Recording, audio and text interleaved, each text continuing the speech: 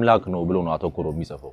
ማርቆስ ደግሞ ያው ብላቴና ልጅ ነው የሚባለው ዝም ብሎ ታሪኮችን ቀንጨብ እያደረገ በአጭር ነው የጻፈው ማለት ነው።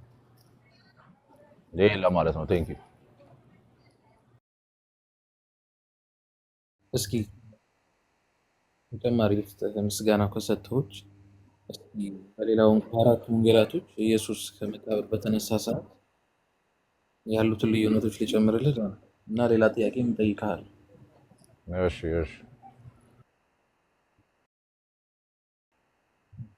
ቤት ሚት አድርጌ ድምፅ ያላቸው ምንድን ያልከኝ? ትንሽ ጫጫታ አለ። ቤት ሚት አድርጌ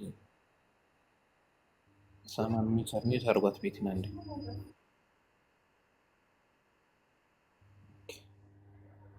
አይ ከወንጌላቶቹ ጋር ከኢየሱስ ሞቶ መነሳት ጋር ወንጌላቶች ጋር ያለው ስህተት አለ ማለት ስህተት ስልክ ልዩነት ማለት ነው እና ያዘጋገብ ምስጋናው ከሰጠሁት ተጨማሪ ልስጥክና እስኪ ያንንም አይተህ መጠት ነገርን አለ ምን ይመስልሃል?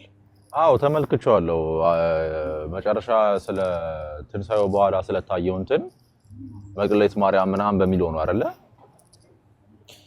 መግደላዊት ሳይሆን ሌላም ቆይ ልስጥክ እስኪ ያልተነሳ ሀሳብ ካለ ታየዋለህ። አጠራ አድርጌ ነው ማለት አላነበውም አንብበውም ብትለኝ ረጃጅም ስለሆነ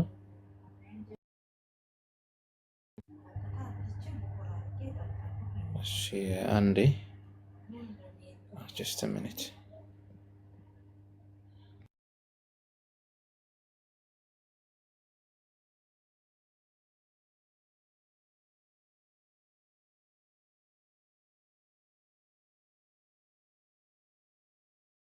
ልዩነት የለውም ሲኖረው እኮ ነው አንድ ነገር የለውም አልኩሽ እኮ የተሰቀለው ሶስት ሰዓት ዳንኤል ቆይ አንዴ እንጨርስ እሺ ከሞቶ መነሳቱ ጋር የመጀመሪያው ቀብሩ ጋር ማን መጣ የሚል ነው መቃብሩ ላይ ማን መጣ የሚል ነው ማቴዎስ 28:1 ላይ ሜሪ መግደላዊ ነው መጣች የሚለውና ላይ ሌላኛዋ ማርያም መጣች ነው የሚለው ማርቆስ ላይ ደግሞ ሜሪ መግደሊ የቶማስ እናትና ሰሎሜ ነው መጡ የሚሉት ሉቃስ ላይ ሜሪ መግደሊ ዮሐና የጄምስ እናትና ሌሎቹ ነው መጡ የሚሉት ዮሐንስ ላይ ደግሞ ሜሪ መግደላ ብቻ መጣች ነው የሚለው ሌላኛው ደግሞ ድንጋዩ የመቃብሩ ድንጋይ ተንከባሏል ወይስ ሳይንከባለል ነው የመጡት ነው የሚለው መቃብሩ ላይስ ማን ነበሩ የሚል ነው ሉቃስ ላይ እንትን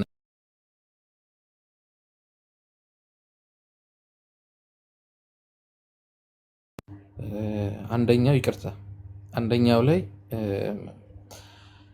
ኤንጅል ነበረ ድንጋዩም ተገፍቶ ነበር የመቃብሩ ይላል ማቴዎስ ላይ ማለት ነው ሉቃስ እና ዮሐንስ ላይ ደግሞ ድንጋዩ ኦልሬዲ ሮል ተደርጓል ይላል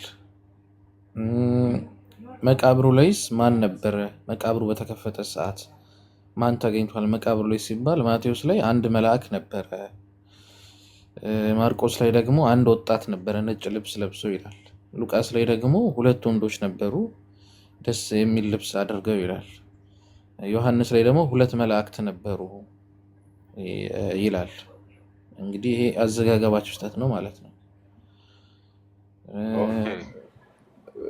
በዚሁ እያደረኩት እንዳረሳው ያነሳውን ቶፒኮች እና ልንጨርስና አዎ ግን በዛብኝ አሁን ረስቼዋለሁ አሁን ለምሳሌ ሁለቱም መጀመሪያ ችግር የለውም ኖ እኔ ሀሳቡን ልሰጥህና ችግር የለውም ሄደህ አንተ ወንጌላቶቹ ላይ ትሄድና ኢየሱስ በተነሳበት ሰዓት ያው አራቱም ዘግበዋል አራቱም የዘገቡት እንድታስተያየው ነው አንደኛ ቀድመም እንዳልከው ያዘጋገብ ልዩነት ነው የእይታ ልዩነት ነው አንደኛው ያየበት መልኩ ሊለያይ ስለሚችል የሆነ ምክንያት ነው የሰጠኝና ሁሌ እናንተ የምታነሱት አንድ መከራከሪያ ነጥብ አለ እሱም ምንድነው መጽሐፍ ቅዱስ የተጻፈው በመንፈስ ቅዱስ ምሪት ነው መንፈስ ቅዱስ መርቷቸው ነው ሐዋርያቶችንም ቅዱሳን ሰዎችን ትላላችሁና ለአራቱም ወንጌላቶች ጸሐፊዎች የመራቸው መንፈስ ቅዱስ የተለያየ ነው ወይ አምላክ ቃል ነው እስከተባለ ድረስ አንዱ ጋር ሁለት መልአክ አንዱ ጋር አንድ መልአክ አንደኛው ሜሪ መግደላ ነች አንደኛው ጋር ሰሎሜ ሄደች እንደዚህ ድብልቅልቅ ያለ ነገር መጽሐፉ እንዴት ታየዋለህ የአምላክ ቃል ሆኖ እንዴት እንደዚህ ይዘበራርቃል መንፈስ ቅዱስ መራቸው እየተባለ እንዴት ሊለያይ ይችላል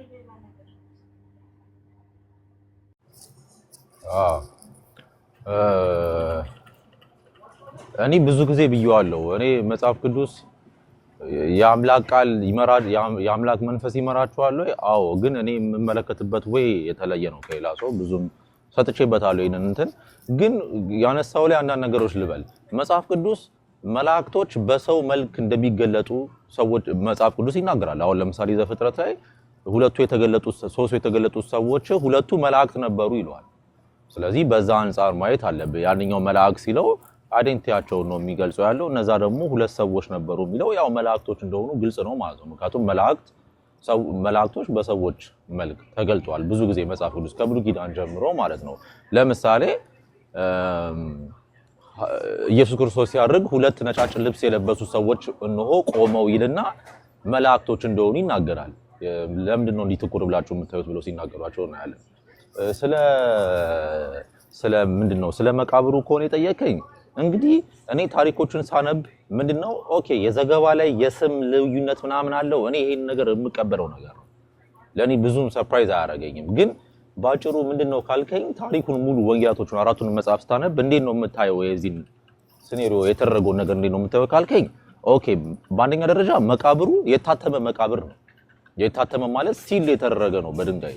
ምክንያቱም አይተህ ከሆነ ምን አሉ? ይሄ አሳች ከ3 ቀን በኋላ እነሳለሁ ሲል ነበረ እና በኋላ ተነስቶ ጉድ እንዳይሰራን አትሙት ብለው ንጉሱን ሲጠይቁና ያለ እነዛ ፈሪሳውያኖቹ ባሉት ደግሞ መልክ ደግሞ 4 ጭፍሮች ወታደሮች ቆሞ እንደሚጠብቁት እንደነበር ያንን መቃብር ወንጌላቶቹ ይናገራሉ። ግን መቃብሩ ድንጋዩ ተንከባሎ ባዶ እንደሆነ ሲያውቁ እነዛ ወታደሮች ያሉት ነገር አለ። ሄደዋል ወደ እነዛ ሰዎች ጥለውት ማለት ነው መቃብሩ። ስለዚህ እኔ በዛ ሰዓት ነው እነዛ ሴቶች መጥተው መቃብሩን ሊጎበኙት የመጡት ነው የምልህ። የተመለከቱት ስንት ሰው ነው? 2 ሰዎችን ተመልክተዋል። ግን መላእክቶች ናቸው። እዛንኛው ላይ አንድ ስላለ አንድ ነው ማለት አይደለም። እንደነገርኩ ሁሉም የራሱን ፖይንት ኦፍ ቪው ነው የሚጽፈው። ሊጽፈው የሚፈልገውን የሆነ አንግል ነው የሚጽፈው። ስለዚህ መላእክቶቹ 2 እንደሆነ ምንም ጥርጥር የለውም። እኔ በዚህ ወይ ነው የማየው። የሰዎች ምናምን ይሄ ስም ልዩነት አለ ምናምን እኔ ብዙም ከስም ጋር ይሄን ያህል እንትን የለኝም። አይ ዳንኤል፣ አንደኛ ነገር መላእክት በሰው ተመስለው ይመጣሉ አይመጡም፣ እሱ ሌላ ፖይንት ኦፍ ቪው ነው። ነገር ግን እሺ እንዳልከው መልአክ ቢሆን አንደኛ ምን ይላል? አንድ መልአክ ነው ይላል። አንድ መልአክ ብቻ ነው ይላል። ማቴዎስ 28 ከ2 እስከ 5 ታነበው አንድ መልአክ ነው ይላል። ማርቆስ 16:5 ላይ ስትሄድ ደግሞ አንድ ወጣት ሰው ነው ነጭ የለበሰ ይላል። ኦኬ እሺ። ሉቃስ ላይ ደግሞ ስትሄድ 2 ወንዶች wearing a dazzling clothes የሚያምር ልብስ አድርገው 24 ላይ ሉቃስ ስትሄድ 2 ወንዶች ነው የሚለው። ዮሐንስ 20:12 ደግሞ ስትሄድ 2 መላእክት ይላል። እዛ ጋር አንድ መላእክት፣ እዛ ጋር ደግሞ 2 ሰዎች፣ አንደኛው ደግሞ አንድ ወጣት ይልሃል። እዚህ ጋር ማለት የቁጥርም የፍጥረቱም አይነት የመላእክ ነው ሰው ነው የሚለውም አይነት ነው የተለያየው እዚህ ጋር እንጂ መላእክት ሰው ይሆናሉ። አዎ ይሆናሉ። የሆኑበትም ነገራቶች ይኖራሉ። መላእክት በሰው መልክ ተለውጠው መጥተው ሊያናግዱ ይችላሉ። ዛትስ ፋይን፣ ችግር የለውም። የስም ልዩነት ያነሳው እንዴ በጣም ነው እንጂ የሚገርመው። እንዴ ምን ሆናል? አሁን ሀዩቲ ላይቭ ላይ ማን አለ ቢባል የ6 የ7 ሰው ስም ጠቅሰን እነዚህ ሰዎች ላይቭ ላይ ነበሩ ብለን እንዘግባለን። እዚህ ጋር ያለው 36 ሰው ሲዘግብ በቃ ያለነውን ሰዎች በትክክል ስማችንን መዘገብ አለባቸው። ለምን? የአምላክ ቃል ነዋ። እዚህ ጋር ኖ ሀዩቲ ቤት የነበረው ዳኒ ብቻ ነው ሌላ ማንም አልነበረም ካለ አንደኛው ስህተት ነው። ኖ ዳኒና ኤቨርቢ ላይፍ ብቻ ነው ሀዩቲ ቤት የነበሩት ቢባል ይህም ስህተት ነው። የግዴታ የ7 የ8 ሳችንም እዚህ ያለነው ሰዎች ስማችን መጻፍ አለበት። የአምላክ ቃል ነዋ። እንዴ አምላክ የሰዎችን ያልመጡትን መጡ የቀሩትን ቀሩ ካለማ ይሄ የአምላክ ቃል አይደለም። ሰዎች እንደ ልባቸው በዘፈቀደ የጻፉት ቃል ነው የሚሆነው። አንተም እንዳልከው አምናለሁ የስም ልዩነት አለ፣ ግን ማተር አያደርግም ብለሃል። በጣም ማተር ያደርጋል እንጂ እንዴ በቦታው ያልነበረን ሰው ነበር እያልክ የነበሩትን ደግሞ አልነበሩም እያልክ እንዴት ነው የትኛውን እንመር እንዴ? ማቴዎስ ላይ መቅደላዊት ማርያም ነው ይልሃል። ማርቆስ ላይ ስትል መቅደላዊት ማርያም ነበረች፣ የቶማስ እናት ነበረች፣ ሰሎሜ ናቸው ይላል። ሉቃስ ጋም ዮሐንስ ጋም ደግሞ የተለያዩ እንደዚህ ነው የሚያስቀምጡት። it is important እንጂ በጣም አስፈላጊ ወሳኝ ምንም የማይታለፍ ነገር ነው ይሄ።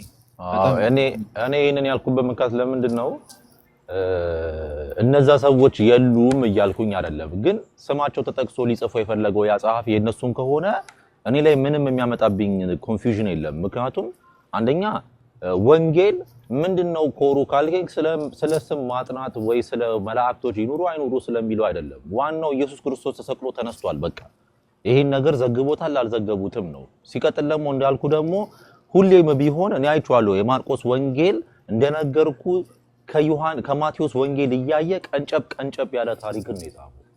ኦኬ ይሄን ነገር መርሳት የለብንም። እኔ እንዳልኩ ቅድም ዋና ሶርሴ የወንጌላቱ ሶርስ በጠቅላላ የማቴዎስ ወንጌልና የዮሐንስ ወንጌል ናቸው።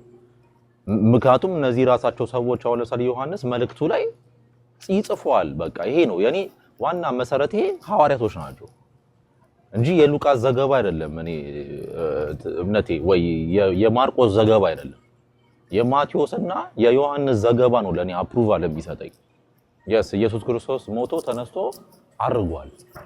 ይሄ ነው የክርስትና ኮር እንጂ ስለ መላእክት ማወቅ ስም እንዲህ ተላየ ምናምን ይሄ ድነት ላይ ምንም ነገር የሚያመጣልን ነገር የለም። እንደነገርኩ ግን የሰዎቹ የመረጡት ሴቶች እነዛን ሴቶች ስሞችን ሊያስገባ የሚፈልገው ጸሐፊ እነዛን ከሆነ መብቱ ነው። የሱ እኮ መጽሐፉ ወንጌሉ እኮ እሱ ነው የጻፈው።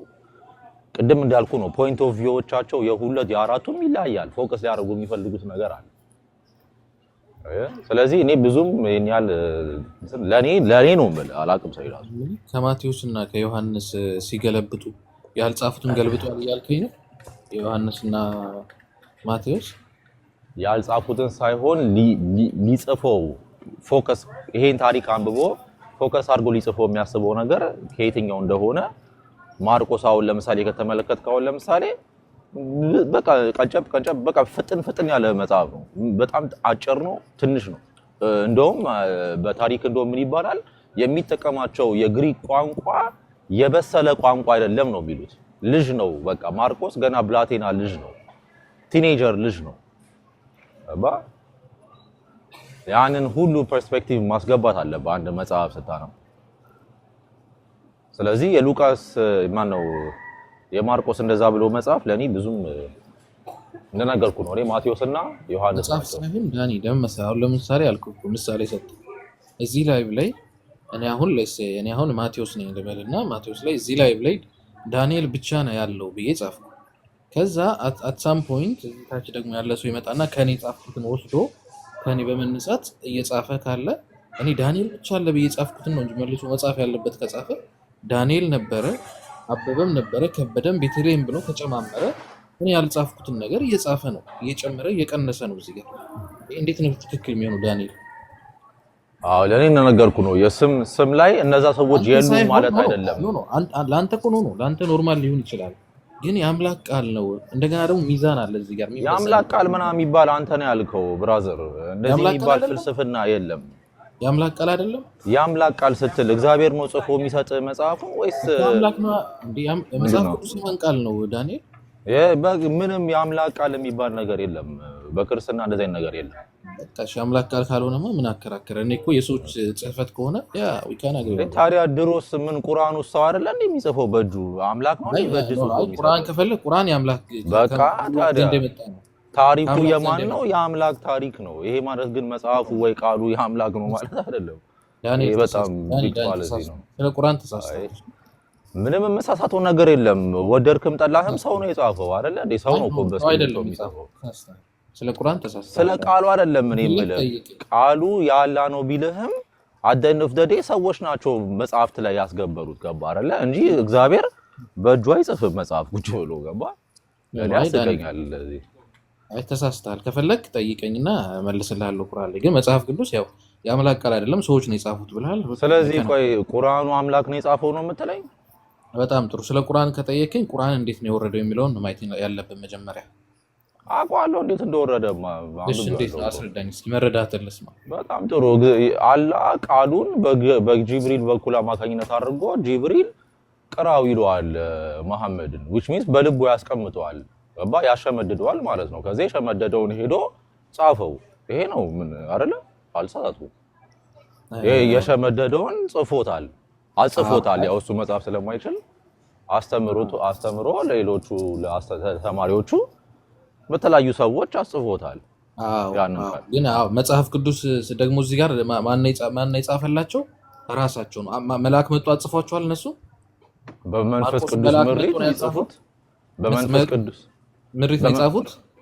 በመንፈስ ቅዱስ ምሪት ሊጽፉት ይችላሉ። በመንፈስ ቅዱስ ተመርተው ነው የጻፉት። አረጋግጥልኝ። ይሄን ይችላሉ። መጽሐፉ ቃል በቃል አሁን ለምሳሌ የቅዱሳን መጽሐፍቶች በእግዚአብሔር መንፈስ በክርስቶስ መንፈስ ነው እንደሙላ የሚለው በእግዚአብሔር መንፈስ ተነድተው እንደጻፉት ይነግራል ጴጥሮስ። አዲስ ኪዳን ግን የማርቆስና የመጣው መንፈስ ቅዱስ ይለያያል። ለምን አይልማ? እኔ መጽሐፍ የሚለኝን ብቻ ነው የምከተለው። የማርቆስ ወንጌል በእግዚአብሔር ምሪት ተመርቶ ተጽፏል የሚል ነገር እኔ አላየሁም። አራት ወንጌላቶች ላይ የመጣው መንፈስ ቅዱስ ይለያያል ወይ? ለምን ተለያዩ? እዛ ጋር ሜሪ መግደላዊ ስል እዚህ ጋር ደግሞ ሜሪ መግደላዊ፣ ሰሎሜ እና የቶማስ እናት ነው የመጡ ለምን ይላል? እኔ እንግዲህ በመጨረሻ መልስም ብለው ምንድነው እነዛ ሰዎች እነ ማቴዎስ ወንጌል ላይ ወይ ዮሐንስ ወንጌል ላይ ያልተጠቀሱት ሴቶች የሉም ማለትን አይደለም። ጸሐፊው ግን ሜቢ እነዛን ሰዎች መርጦ ማስገባት የሱ ምርጫ ነው። ተረዳኛ? ጸሐፊው እኮ መንፈስ ቅዱስ ሁለቱንም አንድ አይነት ታሪክ እንጂ የሚያስተምራቸው ላንተ እንደዚህ ለዛ እንደዚህ ብሎ ለምን የለማ?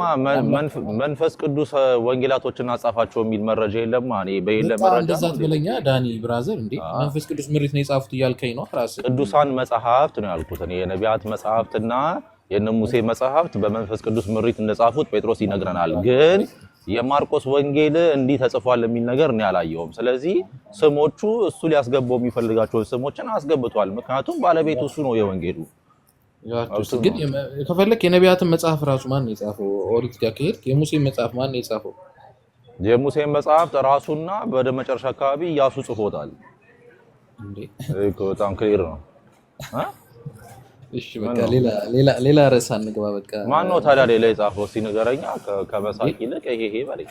አይ ዴረ ተረጋጋ ዳኒ። ማለት እንትን እያልክ ነው ማለት አንዳንዴ የምታመጣውን ሀሳብ ራስ መልሰህ ትሽረውና እኮ ነገረኛ ወደ መልሱ ብራዘር። መጽሐፉን የጻፈው ለምሳሌ ሙሴና ኢያሱ ካልሆኑ ሙሴ ሙቶ በሞዓ ምድር ተቀበረ ምናምን እያለ ሙሴ ሞተ። ኢያሱ አልኩ እኮ ኢያሱ የሚለውን ስም አልሰማም። እሽቶ ሙሴን እግዚአብሔር ጠራውና ተራራው ላይ ያናገረው እንደዚህ ያለው ሙሴም እንደዚህ ያለ እያለ ይናገራል። ማንም ይጽፈው?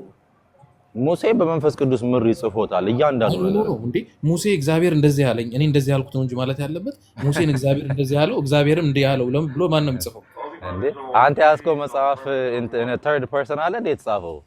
እኮ በጣም ነው የምታስቁኝ እኮ። እግዚአብሔር እሱ የነገረን አላህ ነው እንላለን እኮ እኛ እኮ አላህ ነው። እዚህ ጋር ሙሴ ያዘ ተርድ ፐርሰን ነው የሚጽፈው። ስለራሱ እንዲያረኩኝ እንዲወጣው እንዲታሰርኩኝ እንዲወጣው እያለ አይጽፍም። ሙሴን እግዚአብሔር ጠራው እግዚአብሔርን ለሙሴ እንደዚህ ያለው እያለ እኮ የሆነ ሰው እያየ የጻፈው ነው እኮ። ኖ አዘ ተርድ ፐርሰን ነው ልክ ቁርአኑ እንደተጻፈው ማለት ነው። ሙሴ እኮ እየዘገበ ከሆነ ዳኒ አሁን ምን ታደርጋለህ መሰለህ? ዳኒ የሚጠይቀን ጥያቄ ትመልስና አንተ ደግሞ ቁርአኑ ላይ ጥያቄ ማለት ነው ትጠይቀናለህ። እሺ አሁን የሚጠይቀህን ቁርአኑ ላይስ እንደዚህ ነው አይደል የሚለው ምናምን እያልክ ቁርአኑን እንደመልስ ከማቅረብህ ምን መሰለህ አሊ፣ አንድ እኔ የማምንበት ነገር አለ። በራስ መጽሐፍ ላይ ሰርፕራይዝ ያላደረገ ነገር ባይብል ላይ እንደዚህ ስለተባለ አንተ ልትደነቅ አይገባም። ገባ አይደለ? ይሄን ነገር ማውቅ አለብህ። ይኸውልህ ቁርአን ላይ አላህ ነው የነገረን ሁሉም ነገር ከአላህ ነው። ከዚህ ጋር ነው የሚነግረን። እንደዚህ ያለ ይኸውልህ ሙሴ እንደዚህ ያለ ገባ አይደለም? በቃ ባጭሩ የሙሴ መጽሐፍ ወይም እናንተ ተውራት የምትሉት መጽሐፍ ሙሉ በሙሉ በሙሴ ሲሆን የመጨረሻው አካባቢ ኢያሱ ቀጥሎ ጽፎታል። ይሄ ነው ማለት ነው። መሀል ላይ አወጣውና ምን አልኩ መሰለህ? ሙሴ እግዚአብሔር በተራራው የጠራው እንደዚህ ያለው ሙሴም እንደዚህ ያለ እያለ ኮንቨርሴሽናቸውን ይጽፋል። ልክ ለምሳሌ ከታች አሊ ማለት ነው ቁጭ ብሎ ዳኒ ለኤቨርቢ ላይፍ እንደዚህ ያለው ኤቨርቢ ላይፍም እንደዚህ ብሎ መለሰለት እንደዚህ እያለ ይጽፋል ማለት ነው። ታሪኩ ለሰው ትክክል ገባኝ። ታሪኩ ሬት እያደረገ ነው። ታሪኩ ለእስራኤል ሕዝብ እንዲቀጥል ስለሆነ አዘ ተርድ ፐርሰን ነው የሚጽፈው እንደ ስቶሪ ቴለር ማለት ነው። ስለዚህ እንደ ስቶሪ ቴለር ጽፎታል ማለት ነው ሙሴ በእግዚአብሔር መንፈስ ነው። ቆይ ዳንኤል አንዴ የምታቀርበው ማስረጃ ራሱ ማለት ነው አንደኛውን አሁን ለምሳሌ ቅድም ወንጌላቶቹ ጋር ሲይዝክ ኖ ወንጌላቶቹ አይደለም ወንጌላቶቹ እንደፈለጉ ነው የተጻፉት የነቢያትና ቅድስት መጽሐፎች ናቸው የተጻፉ በመንፈስ ቅዱስ አልክ ማለት you are jumping here and there እና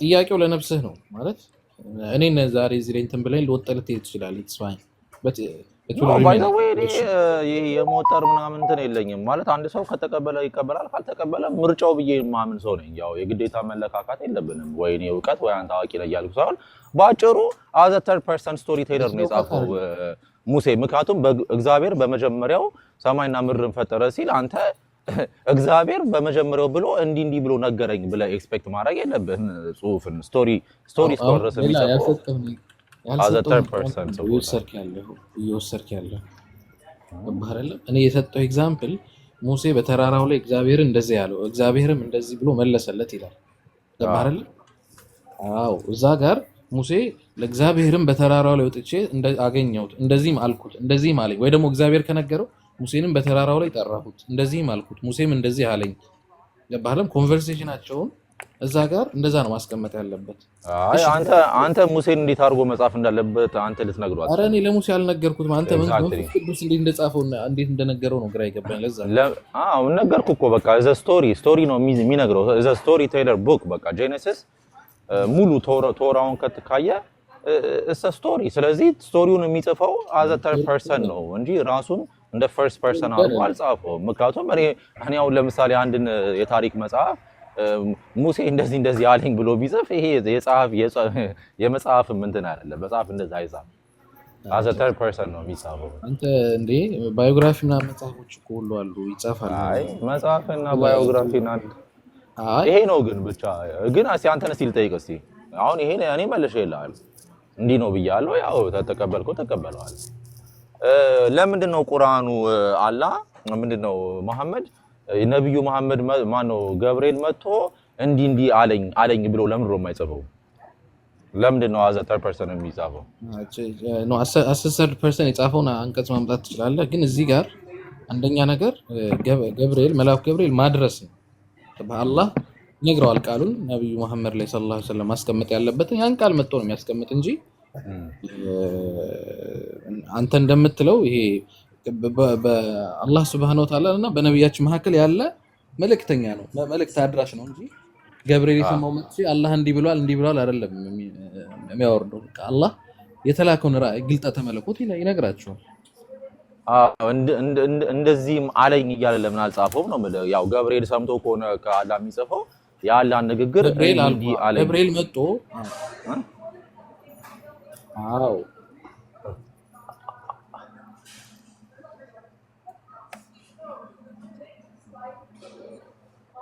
እንዲህ ያደረግን ሲልስ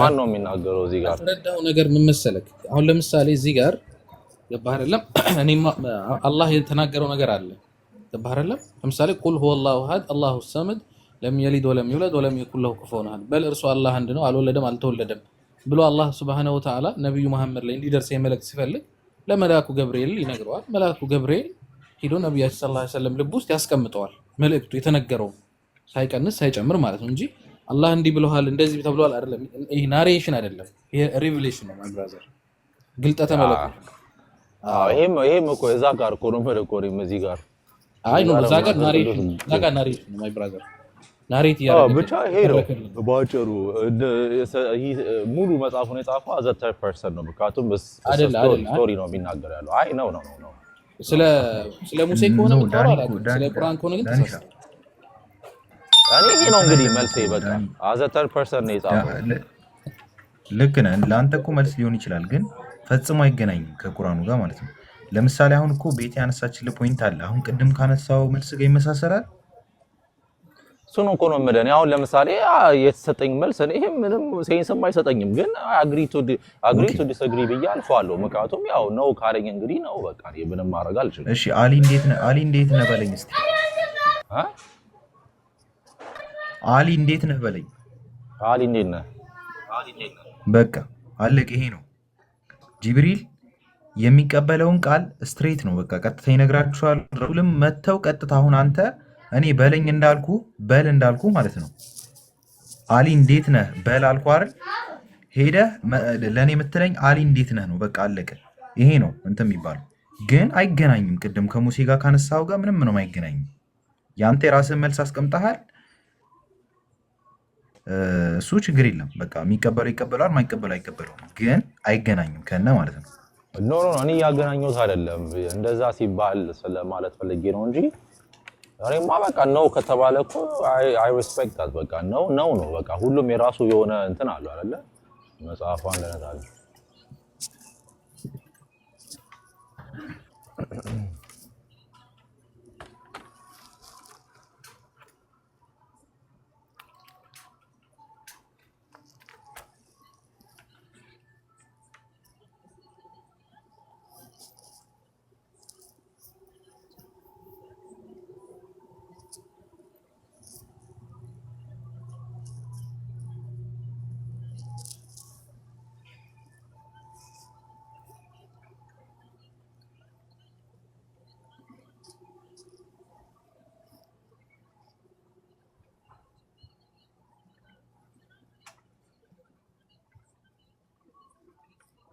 ኖ እንደዛ ግን እሺ፣ ግን ቤቲ ቆይ ልጠይቅሽ። አሁን ምን አልሽኝ?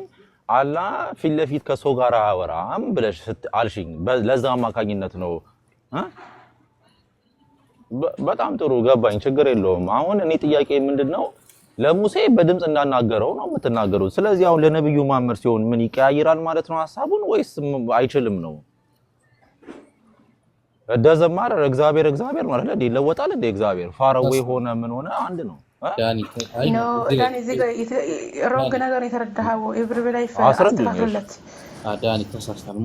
ሙሴን ያናገረው በድምጽ ነው። የሲናይ ተራራ ላይ ሙሴ እዛ ላይ በወጣ ሰዓት አላህ በድምጽ ነው ያናገረው።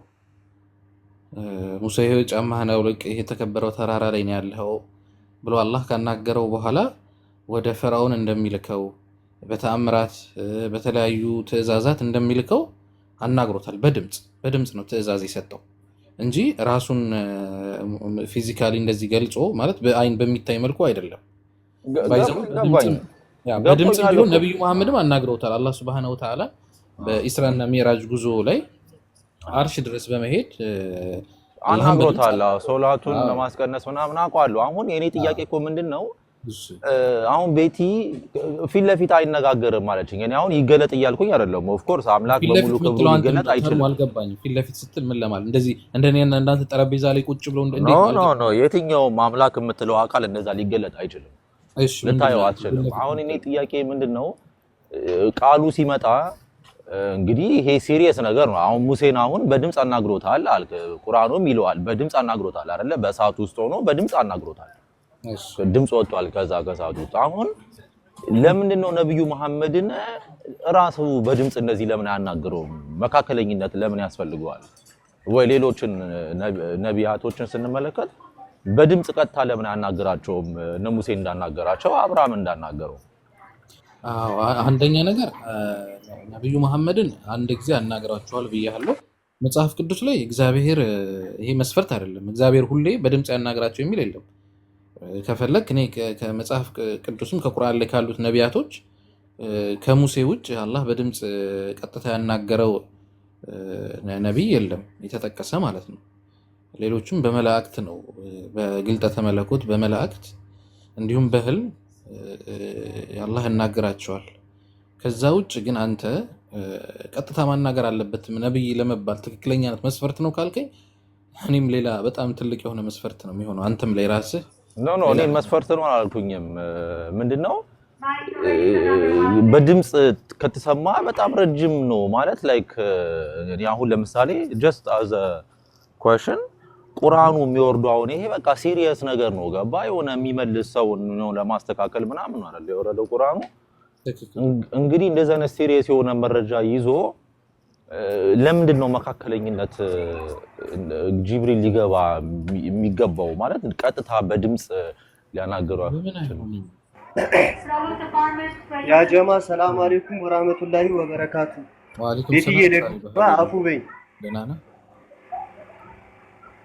ለመናገር ፈልገህ ቀጥል ሀቢቢ ቀጥል ሀቢቢ። እሺ ዳኒ ማለት ነው የነብያችን ሰለላሁ ዐለይሂ ወሰለምን ነብይነትን ለመግለጽ አንዴ ስራ። እሺ አንድ ጊዜ ቤት ይቀጥል። እሺ ስራ መጣት እና እሺ እሺ እንዴት ነው መሰለ አንድ መላእክቶችም አላህን ሊታዘዙ ነው። እዛ ጋር መላእክት የተፈጠሩት አላህን ሊታዘዙ ነው እና መጀመሪያም ይህንን ቃል ይህን የተከበረውን የአላህን ቃል ሊያወርዱ የተዘጋጀው መጀመሪያ የተዘጋጀው ጅብሪል ነው ብለን እናስብ። በቃ በአላህ መጀመሪያ ላይ አላህ ሁሉንም ነገር ሲያዘጋጅ ከሰው ልጆች አይደለም ከምንም ነገር ቀድሞ የሚያስበው አላህ ነው አይደለ? ስለዚህ ለዚህ ትእዛዝ ጅብሪል ነው የተመረጠው። ይሄንን ቃል ደግሞ ይዞ ሊመጣ የሚችለው ጅብሪል ነው። ይሄ የአላህ ትእዛዝ ነው። አሁን ከነብይ ጋር የሚያነካከው ነገር የለም። ሲቀጥል ጅብሪል ይዞ የወረደው ዓለምን ሁሉ የሚያስተዳድረውን ቁርአን ነው። ዓለምን ሁሉ ማለት ነው። ዓለምን ሁሉ ማንም ወደደም ጠላም የሚቀበለውን ዓለምን ሁሉ ሊያስተዳድረው የሚችለውን የአላህን ቃል ነው ይዞ ተመጥቶ ይችላል። ቀደም ደግሞ ሙሴ ጋር ስትሄድ ደግሞ ያልከው ሙሴ ለእግዚአብሔር ለሙሴ ተገልጾለታል። ግን በየትኛው መንገድ ነው የተገለጸለት? ለዓለም ህዝብ ነው የተገለጸለት ያስተላልፍ የነበረው። ግን ሙሴ ለአንድ ለንጉስ በዛ እስራኤል በግብጽ ላሉት እስራኤላውያን እዛ ጋር እየተጨቆኑ ላሉት ለእስራኤላውያን ነው መጀመሪያ ተመርጦ የነበረው ሙሴ መጀመሪያ ተመርጦ እንጂ አሁን እኔ እንዳንተ እንደምናወራው ወይም ደግሞ ለምን ለነብዩ ሰለላሁ ዐለይሂ ወሰለም ለምን አላህ እንዲቀጥታ ለምን አልተናገረላችሁም ብለን በገገማ የምንናገረው ሳይሆን መጀመሪያ ሙሴ ለዛ ተልኮ ልክ እንደዚህ እንደተመረጠ ለሙሴ ይሄንን ቃል እግዚአብሔር እንደዚህ በል ብሎ መጀመሪያ ምን ብሏል? ሙሴ ያህንን አስቧል። ማን ነው? እግዚአብሔር ያህንን አስቧል፣ ያህንን አደረገለት። ስለዚህ ለሙሴ ስለተገለጠለት ለምን ለነብዩ ሰለላሁ ዐለይሂ ወሰለም ለምን ተገለጠለትም ከተባለ ዓለምን የሚያስተዳድርን የሚያህል ቁርአንን የሚያህል ነገር የወረደላቸው ለነብዩ ሰለላሁ ዐለይሂ ወሰለም ነው። ለምን በሳቸው በነብዩ ጅብሪል አማካኝነት ለምን ወረደ? ይህንን ቅዱሱን ቃል መጀመሪያ የተመረጠው ልክ ሙሴ መጀመሪያ እንደዛ እንደተደረገለት ለገብርኤልም ይሄ ክብር በገብርኤል አማካኝነት ወይም በጅብሪል አማካኝነት ነው ሊወርድ የሚችለው። ማለትም በቃ መጀመሪያ የአላህ ወይም ደግሞ የፈጣሪ ሐሳብ ነው። ስለዚህ እንዲህ ነብይነትን በዚህ ልንገልጸው አንችልም ለማለት ነው እንጂ እኮ ለሙሴ ራሱ እኮ ያችን ቃል በቃል ከመናገር ውጪ ብዙ ነብይ የማያስብለውን ራሱ የጻፈው ነገር እኮ ይኖራል አይደለም? እንደዚህ ፈጣሪ ከተናገረው ቃል ውጪ ትእዛዛቶችን በራሱ ብዙ ትእዛዛቶችን ጽፏል። ከባህር የራሱ ህግ አለው። ማን የሰጠው? የራሱን ያወጣው እዛች ጋር እግዚአብሔር አይደለም የሰጠው። ስለዚህ ግን ለነብያችን ሰለላሁ ዐለይሂ ወሰለም የተሰጣቸው ቃል ነው። ቃሉ የአላህ የራሱን ቃል ስለሆነ ያንን ቃል ተሸክሞ ወረደው ጅብሪል ነው። ለዛውም እኮ እንዲህ ሲል ሰምቻለሁ አይደለም በላቸው እያለ በል እያለ በቃ እንደዚህ በላቸው እያንዳንዱ የሚወርደው በምክንያት እንደ ምክንያቱ አሳጥሮ ማለት ነው። ስለዚህ አላብዛብሽ ምን ለማለት ነው? ሁሉንም ነገር የምትለካው ቃል በቃል እንዲህ ከፈጣሪ ጋር ለምን አልተናገሩም ሳይሆን ዋናው ነገር ፍሬ ሐሳቡን ነው። ያንን ታየው ብዬ ነው። ቤት ይቀጥል ይለቀጣ በሱ አሰላሙ አለይኩም ወራህመቱላሂ ወበረካቱሁ። ኢንሻአላህ እኔ ወንድማችን ለመጨመር ያህል ለማብራራት ነብያችን ሰለላሁ ዐለይሂ ወሰለም አይሁዶች ጋር ኖረዋል። ከአይሁዶች ጋርም ተገራብተው ኖረዋል። አይሁዶች ይህንን አልሞገቱም። አዋቂዎች ናቸው፣ እውቀት አላቸው፣ ተውራት በእጃቸው ነው። ለምንድን ነው ጅብሪል የሚመጣው? ለምን አላህ አያናግርህም? የሚል ሞገት ራሱ እንደ የአርጊመንት ፖይንት አድርገውም አላነሱትም በሰዓቱ። ይሄ አርጊመንት ቢሆን ኑሮ የነቢያችን ሰለላሁ ዐለይሂ ወሰለም ነብይነት ጥርጥር ውስጥ የሚጥል ቢሆን ኑሮ እዛው ነበሩ ይተቹት ነበር ይሄን ጉዳይ እና አልተቹትም ይሄን ጉዳይ። እንደውም ከአይሁዶች ራባይ መጥቶ ብዙ ጥያቄ ጠየቃቸው እና ይሄም ጠይቅ ጥያቄ ነብይ ብቻ ነው ሊመልሰው የሚችል እያላቸው ማለት ነው። መጨረሻ ላይ አዎ ጥያቄዎች ሁሉ መልሰልኛል፣ ነብይ ነህ፣ ግን አንድ ጥያቄ ልጠይቅህ፣ የመጨረሻ ጥያቄ። ይሄ ጥያቄ በእኔና በአንተ ወይ ያስማማናል ወይ ያጣላናል አለ። ከዛ በኋላ እሺ ጠይቅ አሉት። ማን ነው ከመላእክቶች ጓድህ ማን ነው አሉት። ማን ነው አላቸው። የኔም ሆነ ከኔ በፊት የመጡ አንቢያዎች ጓዳችን የሁላችን ጓድ ገብርኤል ነው አሉ ነብዩ ሰለላሁ ዐለይሂ ወሰለም። በቃ ይሄ ነው መለያያችን፣ ምክንያቱም ገብርኤል የአይሁዶች ጠላት ነው ብሎ በዛ ያው አለመስማማቱ ገለጸ ማለት ነው። እና ይሄ እንደ አርጊመንት አልተወሰደም ለሰንቹሪዝ። ምንም ማንም አዋቂ ማንም ቄስ ማንም ይሄ በዚህ አይነት መልኩ አፕሮች አላደረገም እስልምና። ይሄ እንደ አርጊመንት ፖይንት አልተደረገም እና ምንድነው ዋናው የቁርአኑ ይዘት ነው። መጽሐፉ እንከን አለው የለውም፣ ሐሳቡ ከአንቢያዎች አስተምሮ ይጋጫል አይጋጭም የሚለው ነገር ነው። ብዙ ጊዜ አዋቂዎች የተለያዩ የሃይማኖት አዋቂዎች አርጊው የሚያደርጉት እንጂ ለምን አላህ Subhanahu Wa Ta'ala ድምጽ አሰምቶ ቁርአንን አላነበበም ለመሐመድ የሚል አርጊመንት አያነሱ ብዙ ጊዜ አዋቂዎች።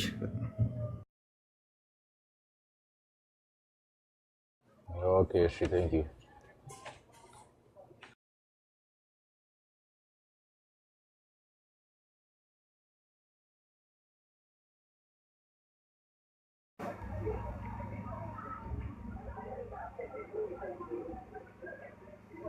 ዳኒ አንድ ጥያቄ ልጠይቅሽ በዚሁ እግረ መንገድ ይቻላል። ብሉይ ኪዳንም አዲስ ኪዳንም ትቀበላለህ አይደል? ብሉይ ኪዳን ላይ ያለውን ቃል አዲስ ኪዳን ላይ ይለያያል ብለህ ታስባለህ? ብሉይ ኪዳን ላይ ያለው ቃል ሊመጣ ያለው ጥላ ነው አብዛኛው የምትመለከተው አላ።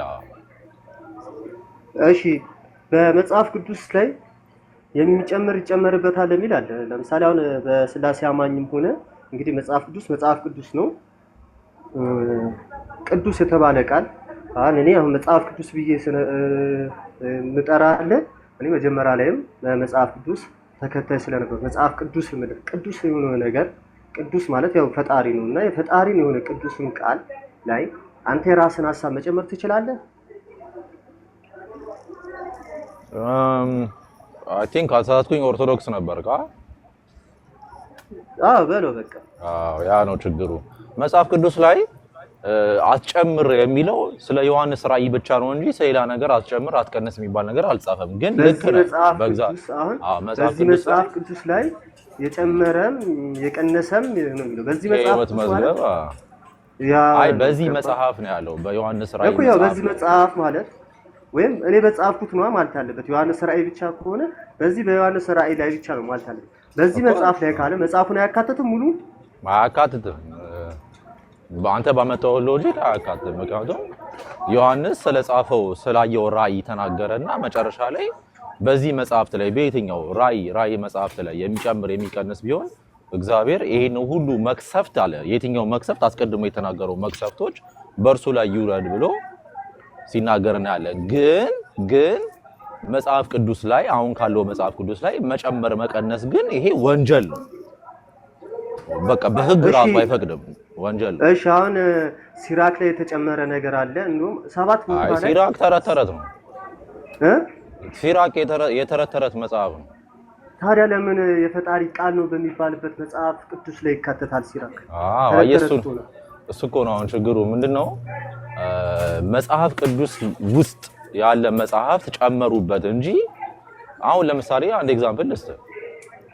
ስህተት ያው እኔ ሰዎች ላይ ብዙ እንደዚህ ማለት አልፈልግም እንጂ አንዳንድ ሰዎች ያው ሊሰማቸው ይችላል። ግን እኔ የኦርቶዶክስ ቤተክርስቲያን መጽሐፍ ቅዱስን በአግባብ ጠብቃለች ብዬ አላምንም። ምክንያቱም ሮሜ ላይ አሁን ለምሳሌ ይፈርዳል በሚለው ጨምሮበታል። ይሄ በጣም ስህተት ነው፣ ይጠየቁበታል። ባይዘው ሌሎች መጽሐፍቶችም አሉ። አንተ ቅድም እንዳልከው ሲራክ፣ ሄኖክ እና የሚባሉ መጽሐፍቶች አሉ። ግን እነዚህ መጽሐፍቶች የሚመዘኑት ያው በእግዚአብሔር ቃል ነው። ስለዚህ በዓለም አቀፍ ተቀባይነት የለውም። 81ዱ ወይ ኢትዮጵያ ሀገር ወይ ግሪክ አንዳንድ ሀገሮች ነው የሚገኘው እንጂ በዓለም አቀፍ ተቀባይነት የለውም። ስለዚህ መጽሐፍቱ ላይ የሚጨምሩ ሰዎች አሉ። አዎ ልክ ነው፣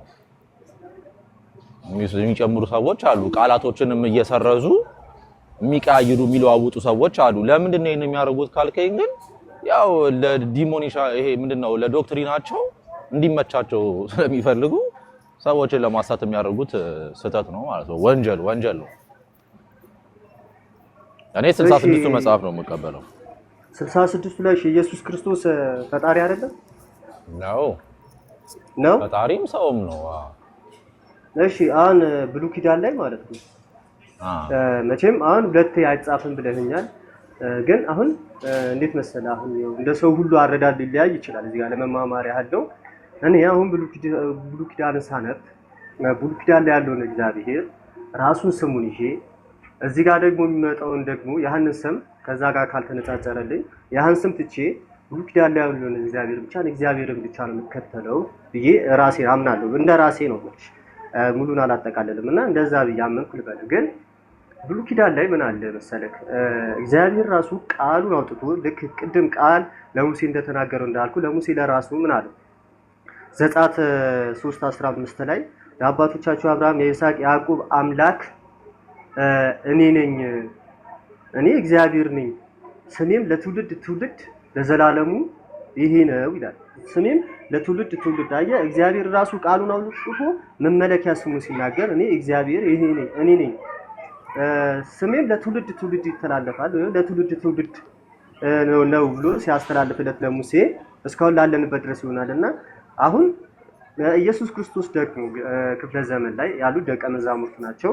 እነሱ ደግሞ ልክ እግዚአብሔር ሙሴ ለእግዚአብሔር ተላኪ ወይም ነብይ እንደሆነ እግዚአብሔር ለሙሴ ልክ እንደዛ ለህዝቦቹ በዚህ መንገድ አስተምራቸው ሲለው ኢየሱስ ክርስቶስ ደግሞ ለኛ መምህርም ሆኖ መጥቶ ደቀ መዛሙርትም አለው ለሐዋርያት እኔ በብሉይ ኪዳን የተናገርኩት ያህ እኔ ነኝ፣ ያህ እግዚአብሔር እኔ ነኝ ሲያርግ እንደውም ያ ስጋ ለብሶ ነው እንበልና ያ በስጋ ነው ያን ነገር ያልተናገረው በስጋ ስለሆነ ነው እንበልና ዘመኑ ተፈጽሞ ሲያርግ ለደቀ መዛሙርቱ ካሁን በኋላ ለህዝቦች የምታስተምሩት ብሉይ ኪዳን ላይ ያለሁት እግዚአብሔር ያልተለወጥኩት እኔ ነኝ ብሎ ለምን መጽሐፍ ቅዱስ ሁለት አይነት እንዳይሆን ብዬ እኔ ነኝ ብሎ ለምንድን ነው መጨረሻ ላይ አሁን በስጋ እንዳለ ከሆነ ብዙ እንትን የሚያጋጭን ነገር አለ። ምክንያቱም እሱ እግዚአብሔርን ሲያመልክ ስለምናይ ማለት ነው።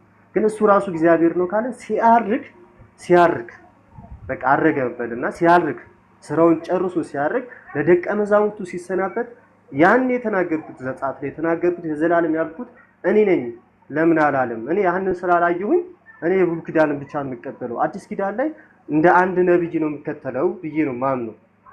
እና ይሄንንስ እንዴት ነው አስተምታይልኝ? አይ ቲንክ ብዙ ሰዎች ይኸውልህ ይሄን ነው ችግሩ ሰለምቴው ሰዎች መጽሐፍ ቅዱስን ሙሉ በሙሉ ያጠኑ ሰዎች አይደሉም። እኔ በግልጽ ነው የምነግርህ። ኦርቶዶክስ በለው አሁን እዚህ የሚንጫጩትም ከሰር ያሉት ምንም መጽሐፍ ቅዱስን አንብበው የማያውቁ ሰዎች ናቸው። እኔ እውነታውን ነው የምነግርህ።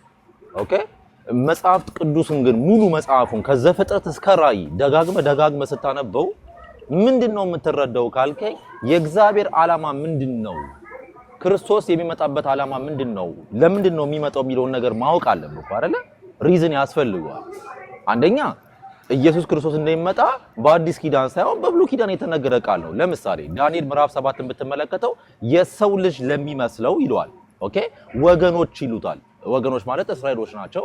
ከብዙ ነገር ቋንቋ የሆኑትን አመለኩት ይለዋል። የሚገርም ነገር ይሄ ሬቪሌሽን ተቀብሎ ለወደፊት የሚመጣውን ነገር ትንቢትን ተናግሮ ዘግቦልናል። ዳንኤል የሰው ልጅ የሚመስለው ሲመለክ አየሁ ይላል። ሰገዱለት ነው የሚለው። የሰዎች የአክብሮት ስግደት ምናምን የሚባል ታሪክ የለም። ፕሮስኮኖስ ነው የሚለው ቃሉ ሰብቱጀት ግሪኩን ካነበብኩ። ስለዚህ አሁን ለምሳሌ ጥላ ነው ብያለሁ። ብሉይ ኪዳን አዲስ ሊመጣ ያለው ጥላ ነው። ስለዚህ አሁን ኢየሱስ ክርስቶስ ምን ብሎ ተናገረ? መጻሕፍት ነቢያት ሁሉ ስለማን ይናገራሉ አለ? ስለኔ ይናገራሉ አለ። ሁሉ ብሎ ዘግቶታል። ይሲ ስለዚህ አሁን አዲስ ኪዳን ላይ ግን ኢየሱስ ክርስቶስ የሚባለው ቃል የሆነው ሰው ሆኖ ሲመጣ የመጣበት ሪዝን ምንድነው? የአብን አብ የተባለውን ያንን አካል ማስፈጸም ነው፣ የሱን ፍቃድ። ያ ፍቃድ ምንድነው ካልከኝ መሞት ነው። 4 ነጥብ። አምላክነቱን አዋጅ እንዲናገር ሳይሆን እንዲሞት። ትንቢተ ኢሳይያስ ምዕራፍ 50 ጀምረህ ካነበብከው ሙሉ የሚናገረው ስለ ስቅለቱ ነው። እንደሚሰቀል መሲሁ ይገደላል ይላል። አሁን ለምሳሌ ዳንኤል ላይ ይሄ የሰው ልጅ የሚመስለው የተባለው ያ አካል የሚመለክለት ወይም የሚሰገድለት ያ አካል መሲሁ ብሎ ካልኩሌሽን ሰርቶ በ77 ሱባኤ ላይ ይገደላል ብሏል።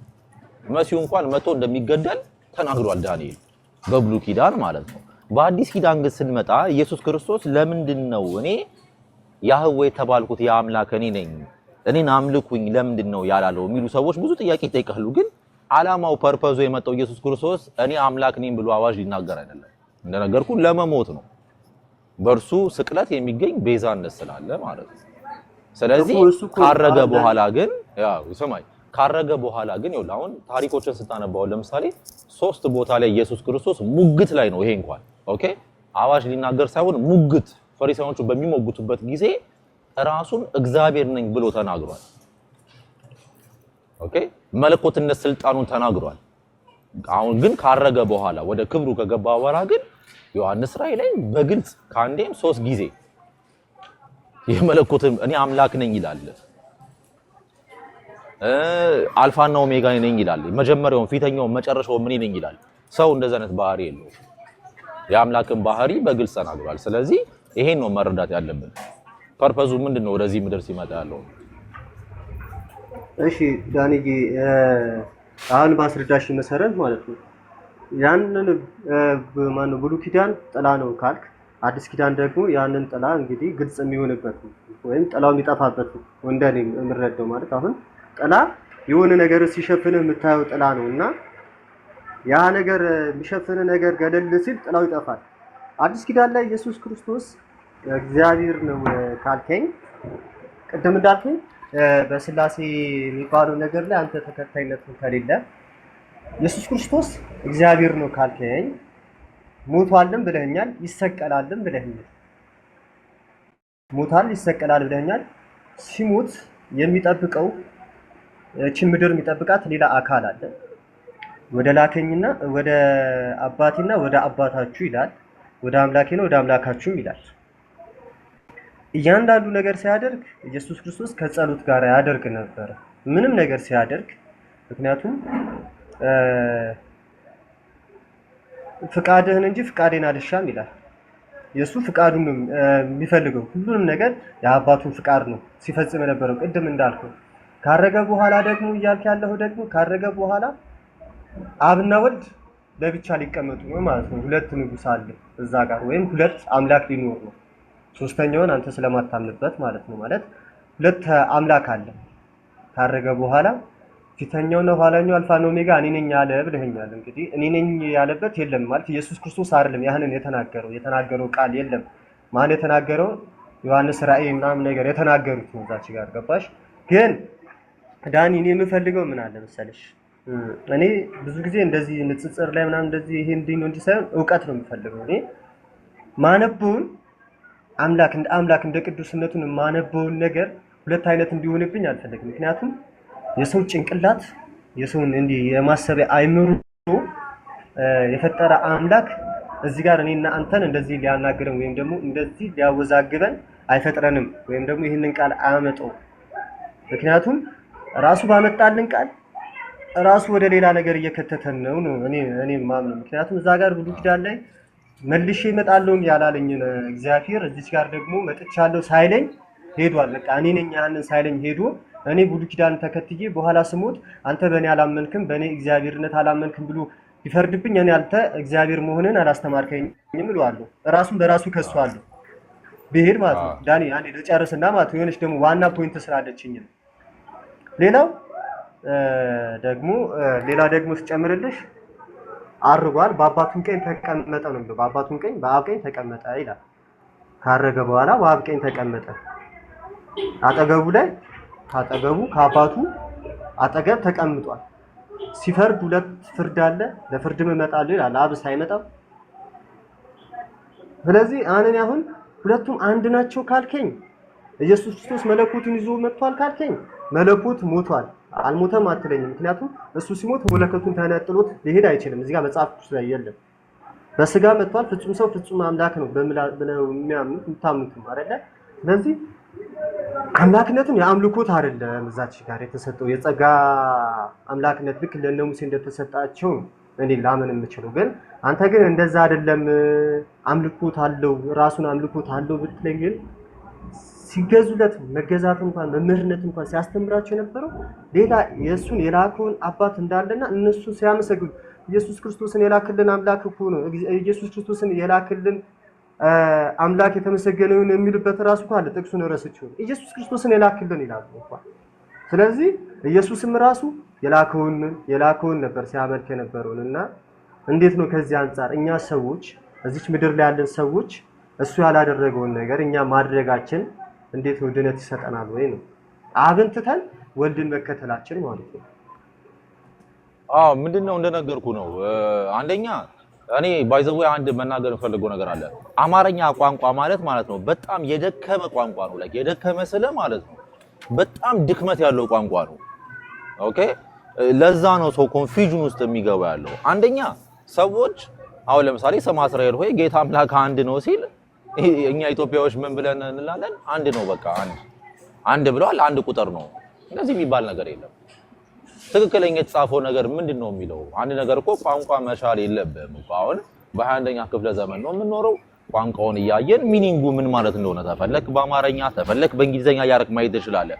አሁን እግዚአብሔር በብሉይ ኪዳን እግዚአብሔር አንድ ነው ሲል የሚጠቀመው ቃል ምንድነው ካልከኝ ኤካድ እንደውም አሊ ካለ እንደውም ልኬለታለሁ እንደውም በቴሌግራም ላይ ኤሃድ የሚለውን ቃል ነው የሚጠቀመው። ወደድንም ጠላንም ያኪድ አይደለም የሚጠቀመው ያሄድ ቢለው ሲንጉላሪቲ ዋንን የሚያሳይ ልክ አሁን ለምሳሌ አላህ አንድ ነው ሲል በሁሉም ነገር አንድ ነው አይደለ? ሲንጉላር በቃ አንድ ሲንግል ያሄድ የሚለውን ቃል መጠቀም ነበረበት። ዕብራይስጥኛው ግን ስማ እስራኤል ሆይ ጌታ አምላክ አንድ ነው የሚለው ግን የዩኒቲ አንድነትን የሚጠቀመውን ኤሃድ የሚለውን ቃል ነው የተጠቀመው። ምንም ልናደርገው አንችል። የዩኒቲ አንድነት ነው። ለምሳሌ አዳም እና ሔዋን አንድ ስጋ ሆኑ ሲል ኤሃድ ሆኑ ነው የሚለው። ያኪድ ያሄድ ሆኑ አይለም፣ ኤሃድ ሆኑ ነው የሚለን። የዩኒቲ አንድነትን ነው የሚያሳየው።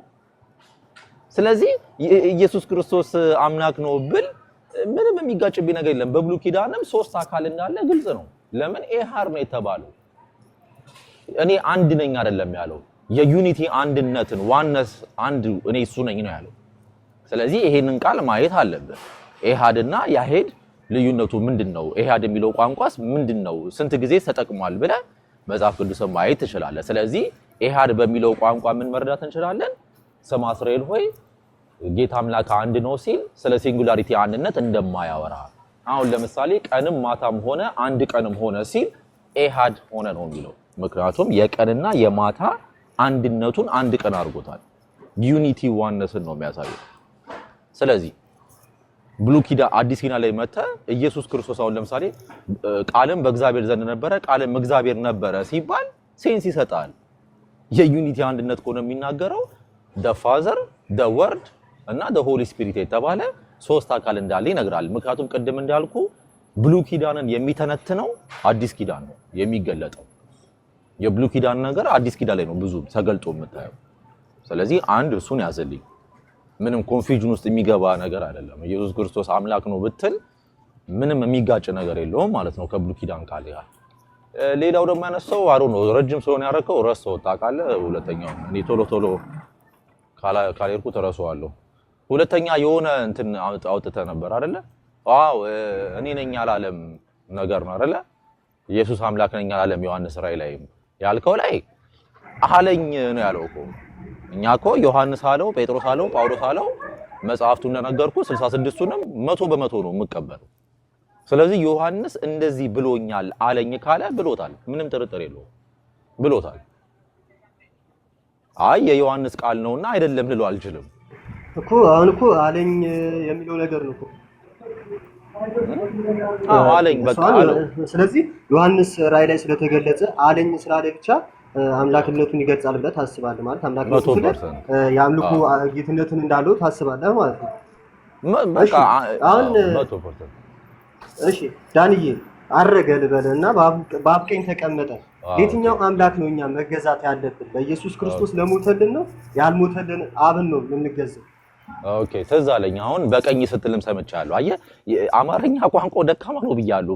በእግዚአብሔር ዙፋን ቀኝ ተቀመጠ ሲል እኔ ሰዎች ብዙ ጊዜ የሚያስቡት ምንድነው የሆነ ዙፋን አለ መቀመጫ፣ ከዛ በስተቀኝ በኩል ኢየሱስ ክርስቶስ ወይ ቆሟል ወይ የሆነ ቁጥጥ ብሎ ተቀምጧል ነገር ነው። ኖ ራይት ሃንድ አደረገው ሲባል አንድ ነገር አውቶሪቲ አማርኛ ሳይሆን የመጽሐፍ ቅዱስ መማሪያችን እኮ ገባኝ እኮ። አሁን ቀኝ አማርኛ መመሪያ ነው ትክክል። አማርኛውም እንደዛ ነው የሚገልጠው አይደለም ዳንዬ? አንድ ጊዜ አሁን መጽሐፍ ቅዱስ ሰላም አለይኩም ወአለይኩም ሰላም ወራህመቱላሂ ወበረካቱ።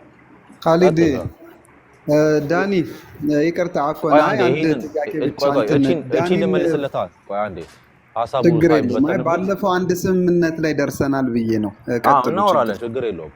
ምን መሰለህ ወንድሜ ሰለምቴው አንድ ነገር ቀኝ ሲባል አሁን ለምሳሌ ዳኒ ልጨርስልሽ። እሺ አይ እድል ከተሰጠኝ ልጨርስልህ። አሁን አማርኛ እንደ አበጁሽ ትበጃለሽ ምናምን ነገር ያ ዓለማዊ ነገር ላይ ነው። ዓለማዊ ነገር ላይ እዚች ጋር የሆነ ባለው ነገር ላይ አይደለም። መጽሐፍ ቅዱስ በእንደዛ መንገድ ልንወስዱ አንችልም። መጽሐፍ ቅዱስ ለሰው ልጅ በሚገባው ቋንቋ በሚገባው ቀለል ተደርጎ ነው። ምክንያቱም በጣም የጠበቀ ነገር ለሰው ልጅ ሊቀርብ አይችልም። ፈጣሪም ሊያቀርብልን አይችልም። ምክንያቱም እሱነቱን የምንገዛበት ነገር ስለሆነ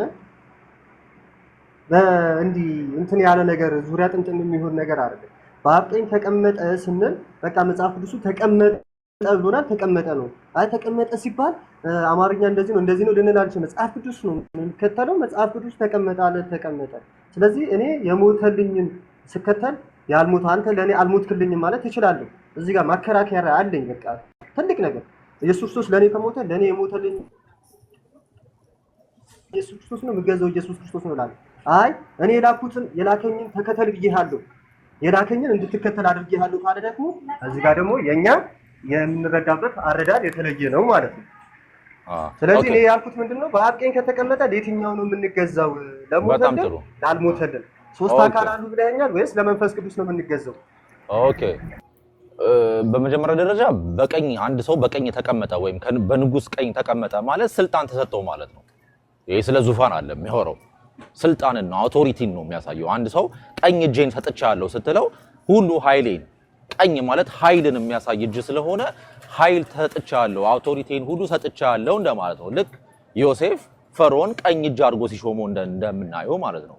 ይሄ በጣም አንባቢ ለሆነ ሰው መጽሐፍ ይሄ ነገር ኮንፊውዥን ውስጥ ሊገባ አይችልም። አንድ ሰው በቀኙ ተቀመጠ ማለት ኃይልን ሰጠው፣ አውቶሪቲን ሰጥቶታል እንደማለት ነው። የሱ የሆነው ነገር ሁሉ የእርሱ ግዛትም ነው እንደማለት ነው። ስለዚህ በቀኙ ተቀመጠ ሲል ይሄ ስለ ዙፋን ምናምን ይሄ በሰማይ ቤት ዙፋን አደራ እንዳጠብቁ የለም።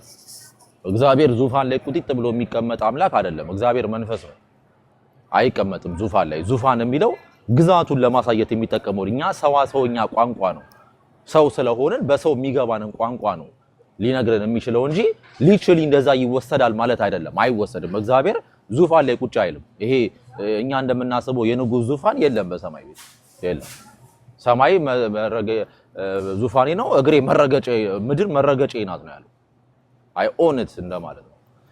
ለየትኛው ነው የምገዛው ላልከኝ ጥያቄ እኛም ብንሆን የአብን ፍቃድ ነው እየተገዛን ያለ ነው። የአብ ፍቃድ ምንድነው ካልከኝ አንደኛ ቅድምም ነግሬያለሁ፣ በነብዩ ዳንኤል ተመልኳል፣ ተሰግዶለታል። የትኛውም አይሁዳዊ ለሰው ልጅ አይሰግዱም እንደምታውቀው። ዳንኤል ግን ሲሰግዱ አየው ብሎ ጽፎታል። ስግደት የሚገባው ደግሞ አንድ የበላይ የምትገዛው አካል ነው። ልክ አሁን ንጉስ እንደምትሰግድለት ሁላ ለእግዚአብሔርም ሰርፍ ታደርገዋለህ ማለት ትሰግድለታለህ። ግን የክርስቶስ እንዴት አምልከው አብን ብቻ እያመለኩኝ ክርስቶስን ባላመልከውስ ወይስ ክርስቶስን ብቻ እያመለኩኝ አብን ብተወስ እሱ ስለሆነ ያዳነኝ የምትል ከሆነ እዚህ ጋር የአብን በደንብ ማወቅ አለብህ። የአብ ፍቃድ ምንድነው ካልከኝ የአብ ሲጀመር ባይዘወይ መጽሐፍ እንደሚናገረው ኢየሱስ ክርስቶስን ስታከብረው አብን እያከበርከው። ኢየሱስ ክርስቶስ ጌታ ነው ብለህ ስትመሰክር ለአብ ክብር ነው ያንን የምትለው፣ አብን ነው ክብር የምትሰጠው። እኛው ለምሳሌ ኢየሱስ ክርስቶስ አዳነን ስንል ሁሌም ክብር የምንሰጠው ለአብ ነው። ምክንያቱም የሁሉ ነገር የፍቃድ ምንጭ አብ ብቻ ስለሆነ የሰው ልጅ የማዳንም ፍቃዱ የወልድ ሳይሆን የአብ ነው። ስለዚህ ሁሌም ብንሆንኛ አብን ነው የምናከብረው። በማን? በኢየሱስ ክርስቶስ በኩል። ለምንድን ነው የምናደርገው? የአብ ትእዛዝ ስለሆነ። ስለዚህ በትእዛዙ ነው ማለት ነው። ሊሆን ወጣ እንዴ? ሊሆን ግቡ እንጂ። እሺ ለሳችሁ ሰጥ ነበረ ቦታውን። እሺ ላዩን እመለስም ላይ እሺ። አይ አሁን ዳንዬ ሁሉንም ነገር የአብ ፍቃድ ነው የምንፈጽመው። የአብ ፍቃድ ደግሞ ምንድነው ላልከው ነገር ነው። አሁን የአብ ፍቃድን የምንፈጽም ከሆነ እሱም የአባቱ ፍቃድ ነበር የሚፈጽመው የነበረው። ስለዚህ እሱ የሚፈጽመውን የነበረው ለምንድን ነው እኛ ማንፈጽመው? እኛ ሰዎች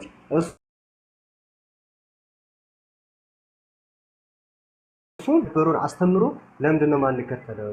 እሱ አባቱን ነበር ሲለምን የነበረው እኛም አባቱን ለምን አንከተልም ነው እኮ እንደኔ ጥያቄ።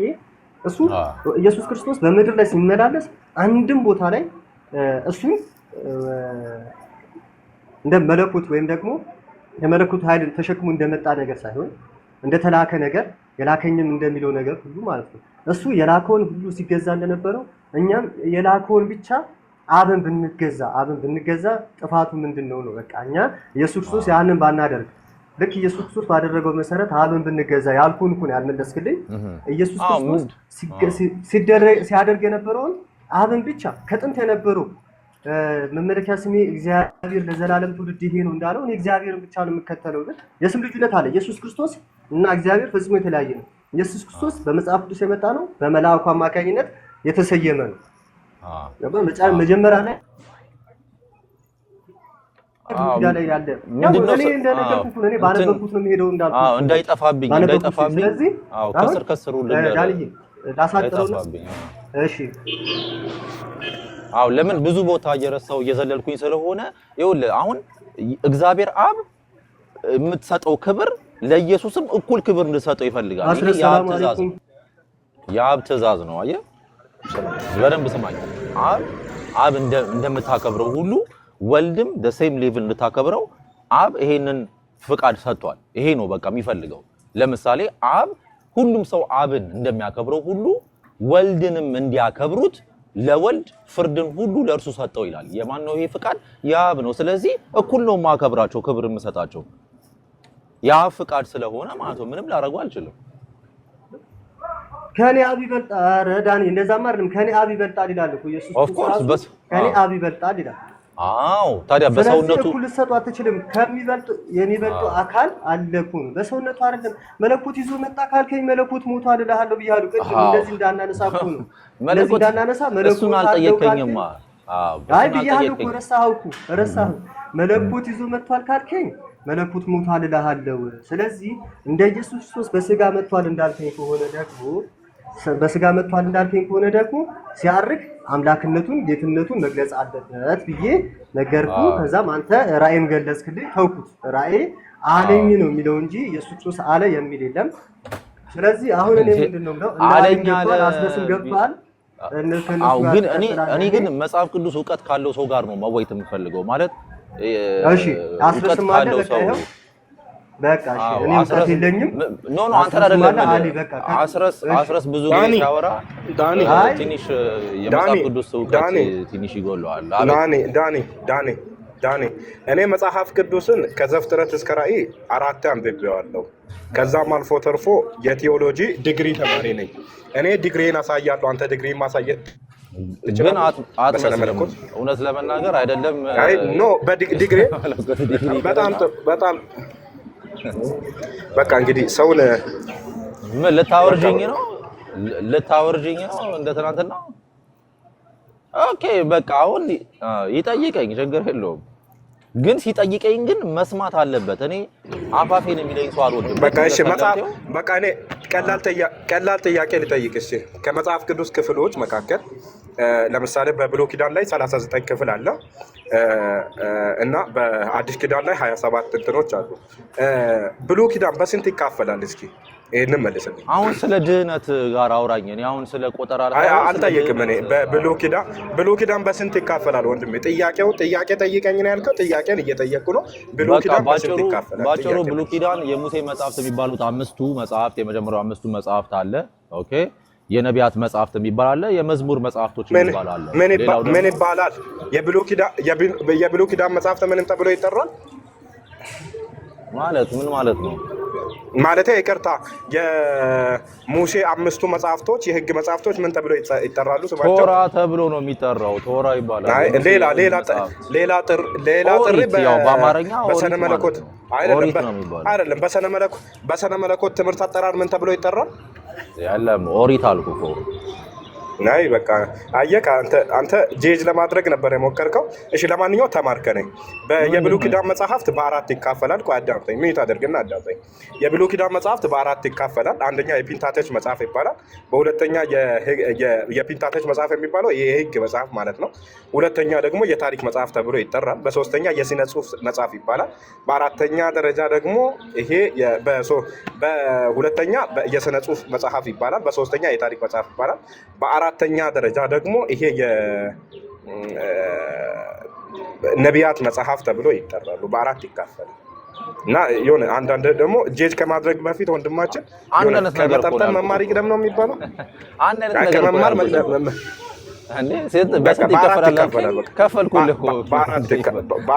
አልከፈልኩም፣ አልቻልኩም። ራሱ እንዴት ጥሪውንም አታወቅኩም። ኦኬ ችግር የለውም ወንድማችን፣ ችግር የለውም። እኔ አንተን ጄጅ ለማድረግ አይደለም ዋና የገባሁበት። ኦኬ ጥያቄ ልጠይቅህ፣ ሌላ ጥያቄ ልጠይቅህ። ቀለል ያለ ጥያቄ ልጠይቅህ። ቴክስቹዋል ክሪቲሲዝም ላይ ነው የሚጠይቅህ። የማርቆስ ወንጌል ምዕራፍ 15 ቁጥር 28ን አውጣና ክፈትልኛ፣ አንብብ። እጄ ላይ መጽሐፍ የለኝም፣ አንብቡ። እሺ እኔ ላውጣና ላንብብልሽ ወንድማችን። ጥንታዊ ማኑስክሪፕቶችን ታውቃለህ ዳኒሻ? ብዙም የለኝም። አየህ በቃ ገና ነሽ ለካ። እሺ በቃ ገና ነሽ ማለት ነው። በቃ አይ እንትን ነው ምን አለ መሰለህ፣ ምን ማሳየት እንደፈለኩ ታውቃለህ ዳኒ? ወላሂ ነው የምልህ። የሆነ በቃ ማለቴ ሰዎች እንዲያውቁልህ ነው፣ የሆነ ነገርህን እንዲያውቁልህ ስለፈለኩ ብቻ ነው እነዚህን ጥያቄዎች የጠየኩልህ። ኦኬ ቀለል ያለ ጥያቄ ልጠይቅህ። በቃ ተው በላውን ወደ ጥያቄ ጠይቅ ብራዘራችን። እሺ ወንድማ ጥያቄ እኮ ነው የሚጠይቅህ። የማርቆስ ወንጌል ምዕራፍ 15 ቁጥር 28 ላይ ምን የሚል ቃል እናገኛለን? መጽሐፍም ከአመፀኞች ጋር ተቆጠረ ያለው ተፈጸመ አለ። መጽሐፍም ከአመፀኞች ጋር ተቆጠረ ያለው በጥንታዊ ማኑስክሪፕት፣ ከጥንታዊ ማኑስክሪፕቶች ላይ ይሄንን ክፍል አምጣና አሳየን። ከአመፀኞች ጋር ተቆጠረ የሚለው ከጥንታዊ ማኑስክሪፕት አምጣና አሳየን። ጥንታዊ ማኑስክሪፕት ምንድን ናቸው? ድንገት የምታውቃቸው ከሆነ እሺ ምን ናቸው? አታውቃቸውም ዳኒሻ? ምን ናቸው? እኛ ቴዎሎጂ አይደለም። አይ እኔ እኮ እየጠየቅኩኝ ነው እኮ። ክርስቲያን ነህ አንተ፣ እኔ ሙስሊም ነኝ። እኔ ምን አገባኝ? እኔ ጥያቄ ነው የምጠይቅህ። ምን ይባላሉ ጥንታዊ ማኑስክሪፕቶች? እኔ ከድህነት ጋር የማይገናኝ እኔ ምን ያደርገኛል? ስለ አታውቅም? ኖ መጽሐፍ ቅዱስማ ወንድሜ መጽሐፍ ቅዱስማ የድነት ነው። ቆይ አዳምጠኝ ወንድማችን። መጽሐፍ ቅዱስ ከሌለ ድነት የለም። የመዳን መንገድ አዳምጠኝ። መጽሐፍ ቅዱስ ላይ የተቀመጠውን ነው የምታምነው። ስለዚህ ስለ መጽሐፍ ቅዱስ የኋላ ታሪኩ ማወቅ አለብህ ወንድማችን። ገብቶሃል? የኋላ ታሪኩ ማወቅ አለብህ። እንደዚህ አልተማርንም። እኛ ማወቅ የሚገባብን ኢየሱስን ብቻ ነው። መጽሐፉ ቢበላሽም መጽሐፉ ችግር ቢኖርበትም መጽሐፍ ቅዱስ ችግር ቢኖርበትም እንኳን ኢየሱስ ክርስቶስን ታምነዋለህ? መጽሐፍ ቅዱስ ችግር አለበት። ማን እንደጻፈው በማይታወቅ መጽሐፍም ኢየሱስን ማን እንደጻፈው በማይታወቅ መጽሐፍ ቀውስ ነው ስላልከው ያ ግለሰብ ለኔ አምላኬ ማዳኝ ነው። እሱን ያለው እኔ አይደለሁም ወንድማችን። እሱን ተውና የጠየቅኩህ ጥያቄ መጽሐፍ ቅዱስ ስህተትም ቢሆን አዳምጠኝ ዳኒሻ። መጽሐፍ ቅዱስ ስህተትም ቢሆን መጽሐፍ ቅዱስ ውስጥ ያሉትን ነገር ትቀበላለህ? ስህተትም ቢሆን እኔ አልዋሽም ማለት ነው። የሆነ አምላክ ተብዬ ወደዚህ ምድር መጥቶ ኢየሱስ ክርስቶስ ጌታ አምላክ አይደለም ቢለኝ አልቀበልህም ነው የምለው። ጌታ አምላክ አይደለም አላልኩም። ምን እያልኩ ያለሁት መጽሐፍ ቅዱስ ስህተት አለበት።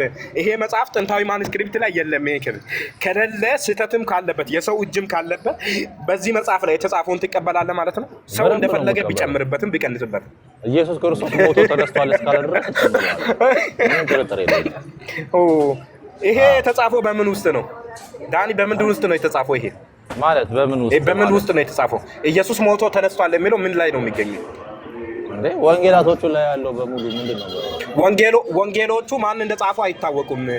ለኔ ማንም እንደጻፈው የማታወቅ የሆነ በቃ ሰው እንደፈለገ የጻፈው መጽሐፍ ነው። የእግዚአብሔር መጽሐፍ አይደለም፣ ወይም ከአምላክ ዘንድ በእስትንፋስ የተጻፈ መጽሐፍ አይደለም። ይሄ መጽሐፍ ስህተት አለበት እያልኩ ነው። ስለዚህ ምን ታማኝ አይደለም፣ ታማኝ መሆን አይችልም እያልኩ ነው። ታማኝ መሆኑን አሳየኝ። ዮሐንስ ወንጌል ማን ጻፈው? ዮሐንስ ወንጌል አስበልጦ የሚሆን ማስረጃ አምጣ።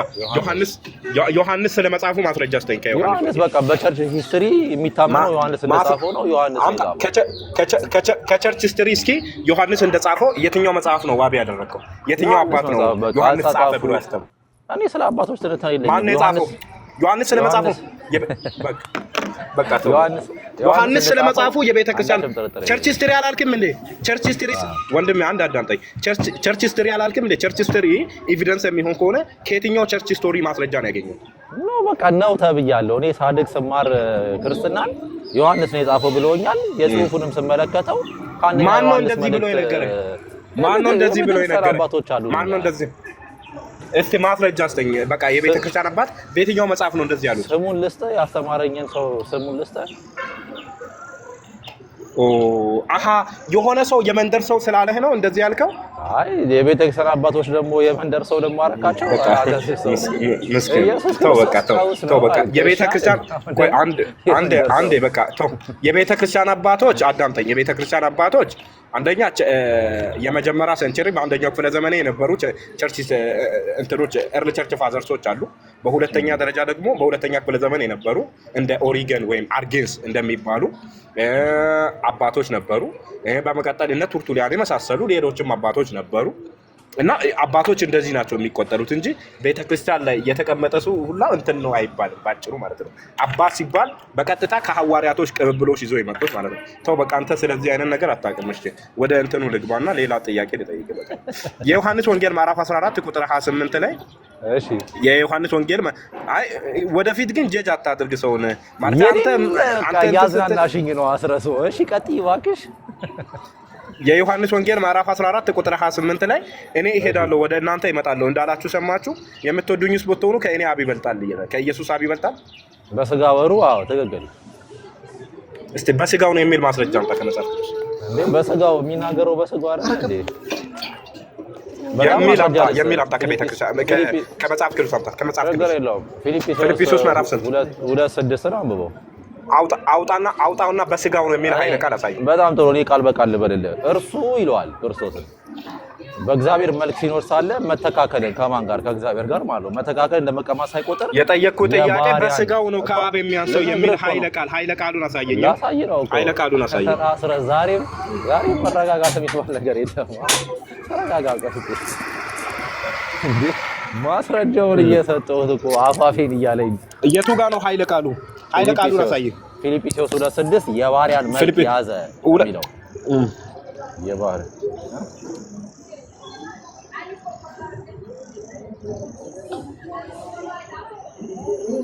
ኃይለ ቃሉን አሳየኝ። ኃይለ ቃሉን አሳየኝ። እንትን ፊልጵስዩስ 2:6 ላይ ኃይለ ቃሉን አሳየኝ። በስጋው ነው የሚል ኃይለ ቃል አሳየኝ። ኢየሱስ በስጋው ነው የሚል ኃይለ ቃል። ኦኬ። ነገር ግን ቁጥር 7 ላይ የባሪያን መልክ ይዞ በሰው ምሳሌ ሆኖ ራሱን ባዶ አደረገ። ጥያቄ በስጋው ነው የሚል ኃይለ ቃል አሳየኝ።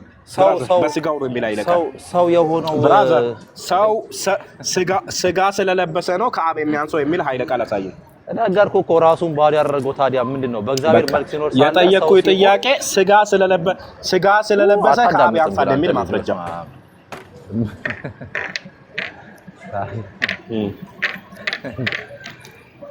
አፋፌን እያላችሁኝ ምን ኃይለ ቃሉን አሳይ። ኃይለ ቃሉን ነው የጠየቅኩት እኔ ኃይለ ቃል ነው የጠየቅኩት። ኃይለ ቃሉ እዚህ ጋር ስጋ ስለለበሰ የባሪያ መልክ የተባለው ስጋ ስለለበሰ ነው ማለት ነው። የባሪያ መልክ ነው ማለት እንደ ሰው ምስልም እያለ እኮ ይቀጥልልሃል እኮ ራሱን አዋረደ። ጥያቄ የጠየቅኩ ዮሐንስ ወንጌል ምዕራፍ 14 ቁጥር 5 ላይ የምትወዱኝስ ብትሆኑ ከእኔ አብ ይበልጣል ያለው ስጋ ስለለበሰ ነው የሚል ኃይለ ቃል አሳየኝ። አዎ ፊልጵስዩስ 2:6 ላይ ሰው ሲሆን የባሪያ መልክ ያለው ባሪያ ማለት የሚገዛ ማለት አይልም። የባሪያ መልክ ይላል።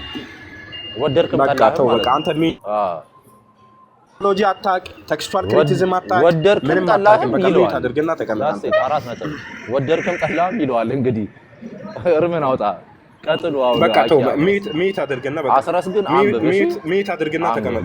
ጎበዝ አንብብ መጽሐፍ ጎበዝ ልጅ ሚት አድርግና ተቀመጥ።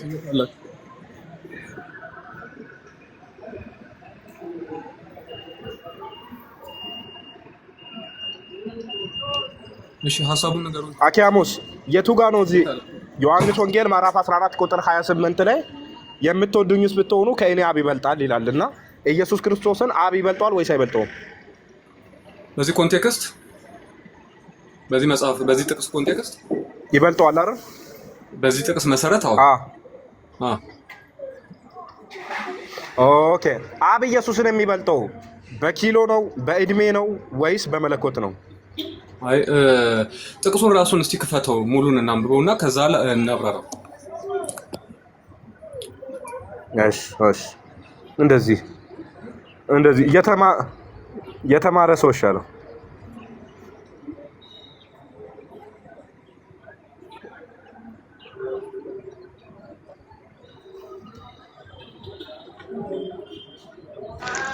ሲሲዬ ዌልካም፣ እንኳን ደህና መጣሽ።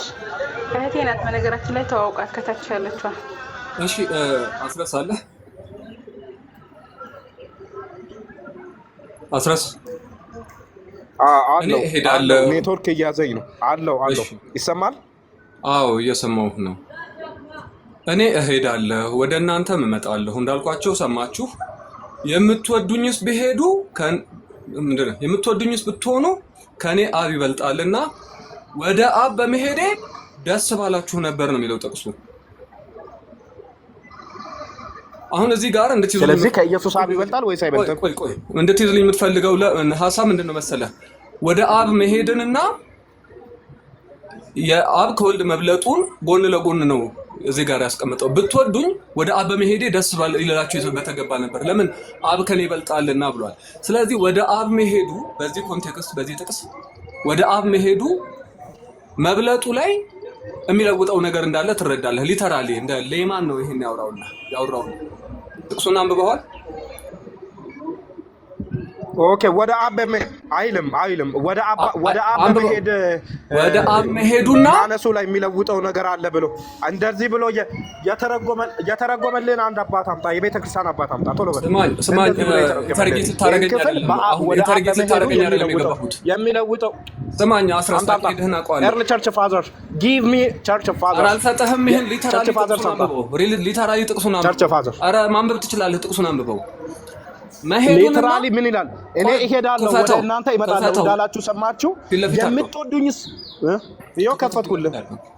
ይኸው እኔ እሄዳለሁ ወደ እናንተ እመጣለሁ እንዳላችሁ ሰማችሁ። በቃ ከሱ በኋላ ሰማችሁ። የምትወዱኝስ ብትሆኑ ከእኔ አብ ይበልጣልና ወደ አብ በመሄድ ደስ ባላችሁ ነበር ነው እንጂ የሚለው ከአብ ጋር ሲሄድ በመበላለጥ ላይ የሚጨምረው ነገር አለ የሚለው ኃይለ ቃል የለበትም። እንደፈለክ ደግሞ መተርጎማችን መጽሐፍ ቅዱስ እንደፈለኩ ልተርጉም ግድ የለህም። መድረኩን ለዛ ነው ያስቀመጥክልኝ፣ የከፈትከው ለዛ ነው። አምጣ የቤተክርስቲያን አባት አምጣ። የቤተክርስቲያን አባት አምጣ። ታርጌት አታርገኛው። በስርዓት እንነጋገር። እንደፈለክ አተረጉምም። የቤተክርስቲያን አባት አምጣ። ራሱን እናንብበው። እኔ የቤተክርስቲያን ጥቅሱን አመጣው። ጥቅሱን ከአንተ በፊት እንደዚህ ብለህ አንተ በልክ የተሰራልህ መልስ ነው የፈለግከው። በአንተ ወገብ ልክ የተሰራ መልስ ነው የፈለግከው። ጥቅሱን ክፈተውና ጥቅሱ ላይ እንነጋገር። አኪያሞስ መሀል ላይ አድርገው ጥቅሱ ላይ እየተነጋገርን ነው። ከአንተ በፊት እንደዚህ ብሎ የተረዳ አባት በፈጠረ መሀል ላይ አድርገው። ኡስታዝ ይሄኛው አቡ ግልጽ የሆነ አንቀጽ እኮ አለ። ይኸው ፋዘር የሚለው ግልጽ እኮ ነው። ቆይ ይሄን ጥቅስን ጨርስ። ቆይ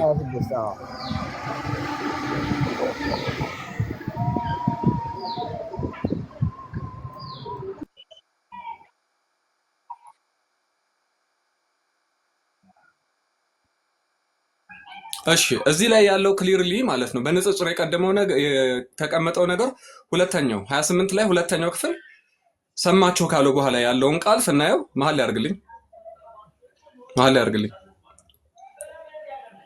አድርግልኝ ባክ ስክሪኑ መሀል ላይ አድርግልኝ።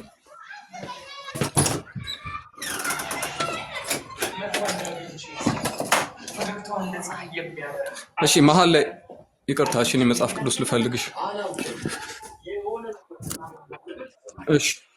እሺ ሁለቱን ነገሮች አነጻጽሮ ነው እዚህ ጋር የሚያስቀምጣቸው።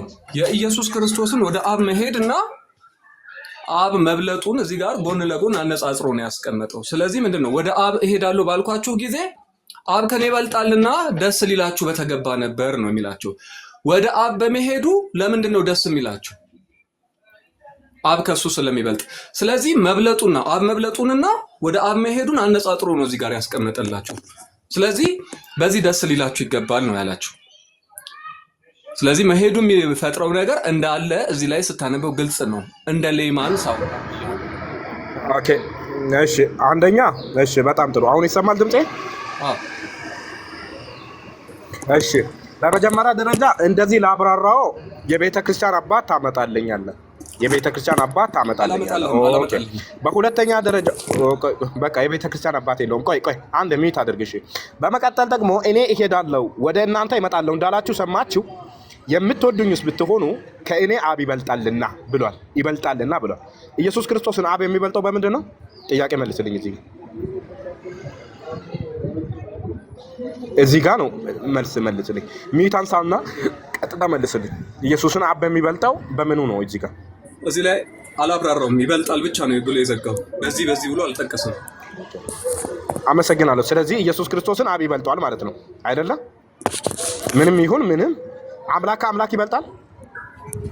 ያውልህ እኔ ወደ እኔ አምላክ ይበልጣል ወይ? አምላክ ይበልጣል? ቃል በቃል መልስልኝ። ቃል በቃል መልስልኝ። አምላክ ይበልጣል? ስቴትመንትን ስቴት አድርግ፣ እኔም ስቴትመንቴን ስቴት አድርጋለሁ። እንደዚህ የሚባል ነገር የለም። እኔ ጋር ሲሆን እንደፈለክ መፈንጨት ይሆናል። ሐሳቤን አስቀምጣለሁ። ማብራሪያህን ስጥና ማብራሪያ ኖ በቃ እንደዚህ አይሆንም። ቃል በቃል ነው የሚሻል።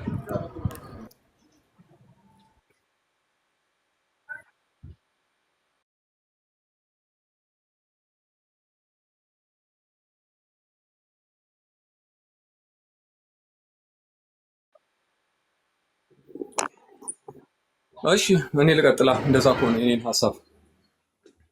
ሐሳብህን ሳይሆን ቃል በቃል መልስና ከዛ በኋላ ሐሳብህን ትወስድና አንተ እሺ በቃ ደቂቃ እንከፋፈልና ምን እናደርጋለን መሰለህ ወንድማችን፣ አንድ ደቂቃ ወስጃለሁ። በአንድ ደቂቃ ውስጥ የፈለኩትን ልጠይቅህ፣ አንተ ደግሞ ትመልስህ። አንተ የፈለከውን ታብራራለህ። አንድ ደቂቃ አንተ ወስደህ ማለት ነው። የምጠይቅህ ጥያቄ ኢየሱስ ክርስቶስን አብ የሚበልጠው በምኑ ነው? አብ ቤዚካሊ ኢየሱስ ክርስቶስን በምንም ይበልጠዋል ብዬ አላምንም። የትህትና ንግግር ነው። አብ ኢየሱስ ክርስቶስን የሚበልጠው ኢየሱስ ክርስቶስ በትህትና የተናገረ ሰው በመሆኑ የባሪያን መልክ በመያዙ ብቻ ነው አብ ይበልጠዋል ተብሎ ሊገለጽ የሚችለው። ቅድም የጠቀሱት ከመጽሐፍ ቅዱስ ኢየሱስ ክርስቶስ ስጋ በመልበሱ ነው ከአብ የሚያንሰው የሚል ጥቅስ አሳየን። ከመጽሐፍ ቅዱስ ስጋ በመልበሱ ነው የሚል። እሺ ፊልጵስዩስ 2 ላይ ሄድ። ቅድም የጠቀሰው እሱ ፊልጵስዩስ 2 አይልም። ስጋ በመልበሱ ነው የሚል ኃይለ ቃል የለም። እናንብበው፣ ዝም ብለን ባይልም እናንብበው የሚል ኃይለ ቃል የለም። በጣም ጥሩ ማስረጃ የለህም። ለዚህም ኦኬ አውርዶ ይሄን ልጅ በጣም ጥሩ። እሺ በጣም ጥሩ። የምትወዱኝስ ብትሆኑ ከእኔ አብ ይበልጣል። አንዴ ደቂቃዬን ወስደህ ታብራራለህ። ደቂቃዬ ነው የኔ ደቂቃ ነው። በአንተ ደቂቃ ታነባለህ። ኦኬ እሺ። ወደ አብ በመሄድ ደስ ባላችሁ ነበር ይላልና ከአምላክ ይበልጣል። እሺ ሌላ ደቂቃህን ተጠቀም። እኔን ኢንተርጌት አታርገኝ። ከአምላክ ይበልጣል ወይ? ጥያቄውን መልስልኝ። ራስህ መልሰውና ቀጥል ሐሳብህን። ከአምላክ ይበልጣል ወይስ አይበልጥም? ደቂቃዬን ለመጠቀም ከፈለክ ይሄንን ታደርጋለህ፣ ካልሆነ ደቂቃ አይሰጥህም። ከአምላክ ይበልጣል። በቃ መልስ የለም። ሐሳብህን አስቀምጥ። እኔ መልስ አልሰጥም። በቃ ጥያቄ መልስ የለውም። የምንረዳው ይሄ ነው። በቃ አንተ ቤት ቢሆን የገባሁት ታስወጣኝ ነበር እስካሁን። ኦኬ በጣም ጥሩ። ኦኬ በቃ ኧረ ሚዩት አድርግ እስኪ አንዴ። እኔ ጥያቄ የማትመልስ ከሆነማ ምን ታደርግልኛለህ? ኦኬ በመጀመሪያ ደረጃ መጽሐፍ ቅዱስ ላይ ከአምላክ ይበልጣል ወይ ከተባለ በመጀመሪያ ደረጃ መጽሐፍ ቅዱስ ላይ አንዱ አምላክ 3 አካል አለው የሚል መጽሐፍ ቅዱሳዊ ጥቅስ የለም። አምላክ ስንት ነው ከተባለ አንድ አምላክ ነው ያለው። እንደውም አንድ ወንድማችን ኧረ አንዴ ሚዩት አድርግ አንዴ። ኧረ አንዴ ሚዩት አድርግ። አቦ ቤቲ ምንድነው? በጣም እኮ ደረቅን እኮ ምን ሸይ ነው? ለምንድን ነው እሱ ብቻ የሚያወራው? አይሰማም እንዴ አስረስ የሚባለው እንዴ? የሌላ አምባገነን ሆንሽ እኮ አስረስ ተራ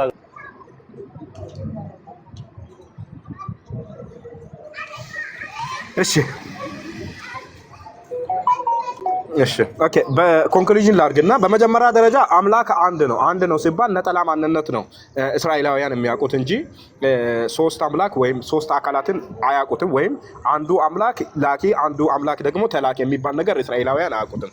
በሉቃስ ወንጌል ምዕራፍ 4 ቁጥር 8 ላይ ለአንድ አምላክ ብቻ ስገድ እርሱ የሚለውን ቃል ያሬድ ሲፈራ ይቅርታ አንዴ ሚዩት አድርግ እስኪ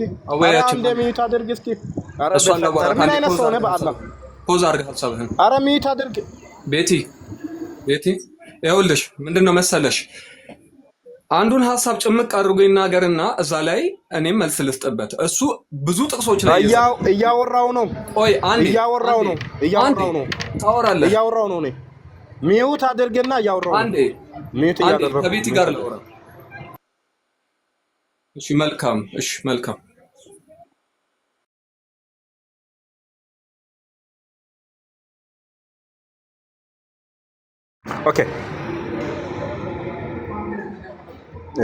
ኦኬ በመጀመሪያ ደረጃ አንዱ ተላኪ አምላክ አንዱ ደግሞ ላኪ አምላክ የሚባል ነገር በእስራኤላውያን አይታወቅም። ታዲያ ከየት መጣ ነው የክርስትና አስተምሮ ከተባለ ከጣዖታውያን የተኮረጀ የጣዖት ትምህርት ነው።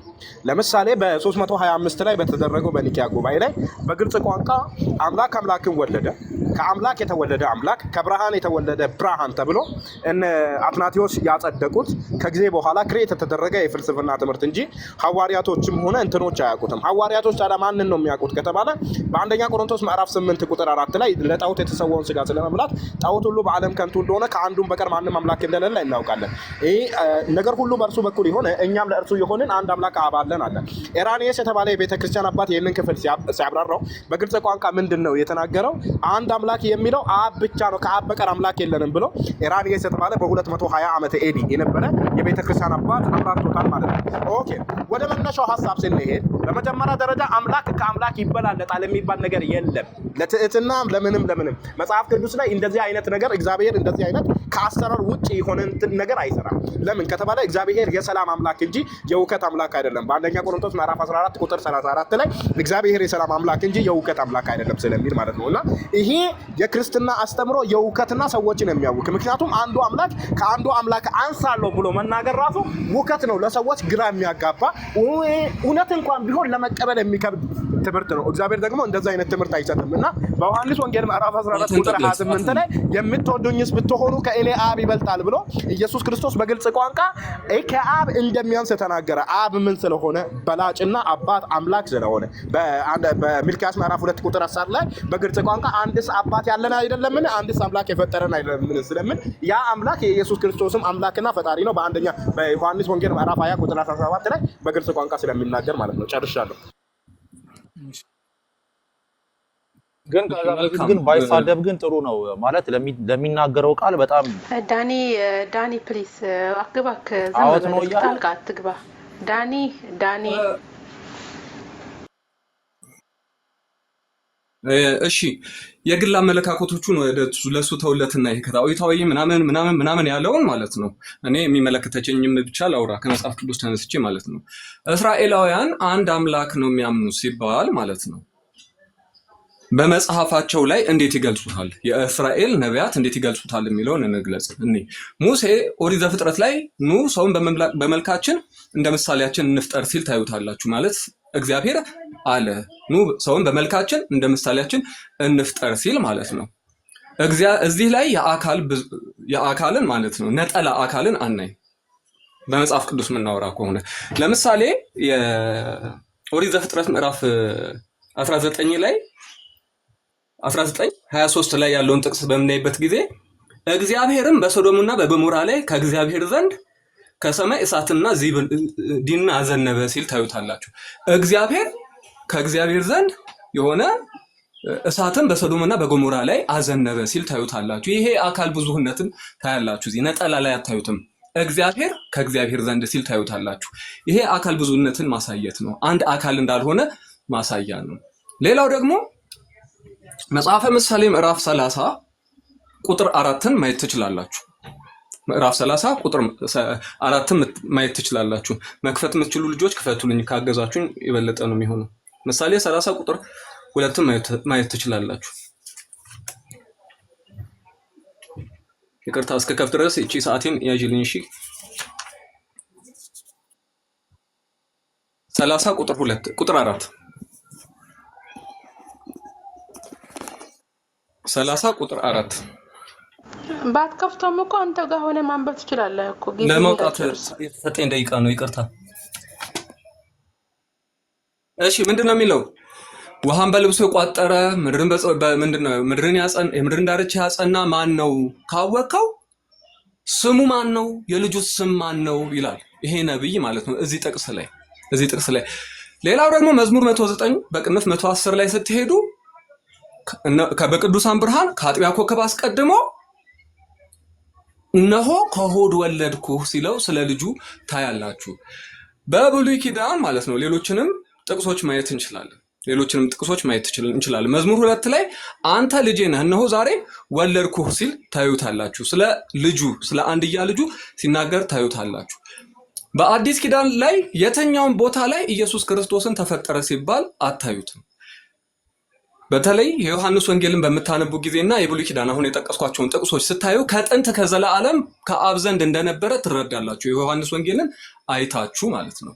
ስለዚህ ኢየሱስ ክርስቶስ ወይም ቃል የእግዚአብሔር ልጅ እንጂ ፍጥረት እንዳልሆነ ማንም ሰው እነዚህን የመጽሐፍት ጥቅሶች ቢያነብ ይረዳል። የግድ የተወሳሰቡ ነገሮች ውስጥ መግባት አያስፈልግም።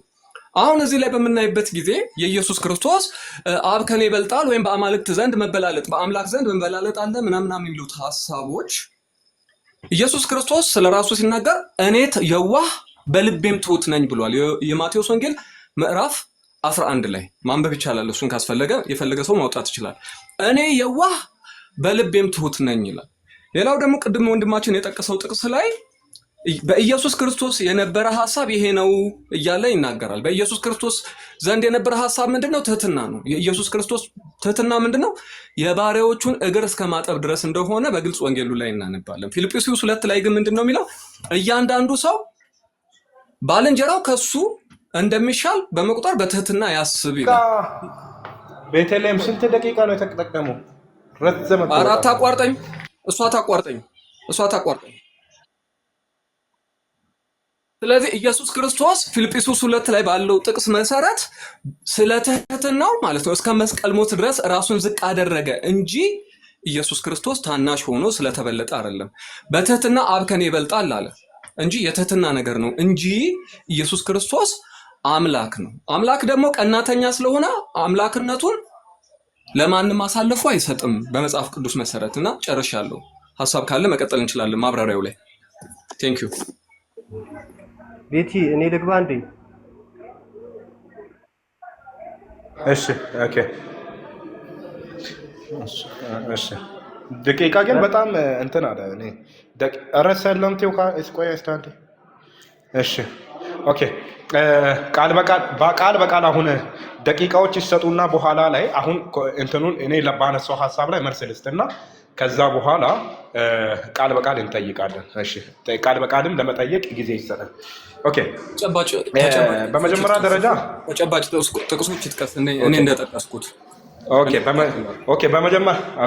በመጀመሪያ ደረጃ መጽሐፍ ቅዱስ ላይ እስራኤላውያን አንዱ አምላክ በሶስት አካል ተገለጠ ብሎ አስተምሮ አያውቁም። እንደዛ አይነት ትምህርትም የላቸው። እንዲሁም እንደዛ አይነት ትምህርት በእነሱ አስተምሮ መሰረት በግልጽ ቋንቋ ምንድነው ጣዖት ወይም የመድበለ አማልክት ነው። ሞኖቲስት ሳይሆን ፖሎቲዝም ነው የሚያደርጋቸው ወይም መድበለ አማልክታውያን ነው የሚያደርጋቸው እና በግልጽ ቋንቋ በዘፍጥረት ምዕራፍ 1 ቁጥር 26 ላይ ኧረ አኪያሞስ ይሄ ልጅ ማለት ትዕግስት የለህም ማለት ይቅርታ ቤቲ አካሄድ መጽሐፍ ቅዱሳዊ ጥቅሶች እየነገረ ፋላሲ ይስጠኝ። ኧረ አሰምሽን አይንገረኝ፣ ፊሎዞፊካል አሰምሽኑን አይንገረኝ።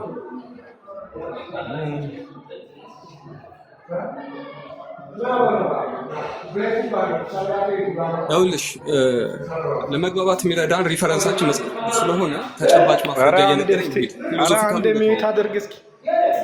ምን አይነት ሰው ነህ ግን?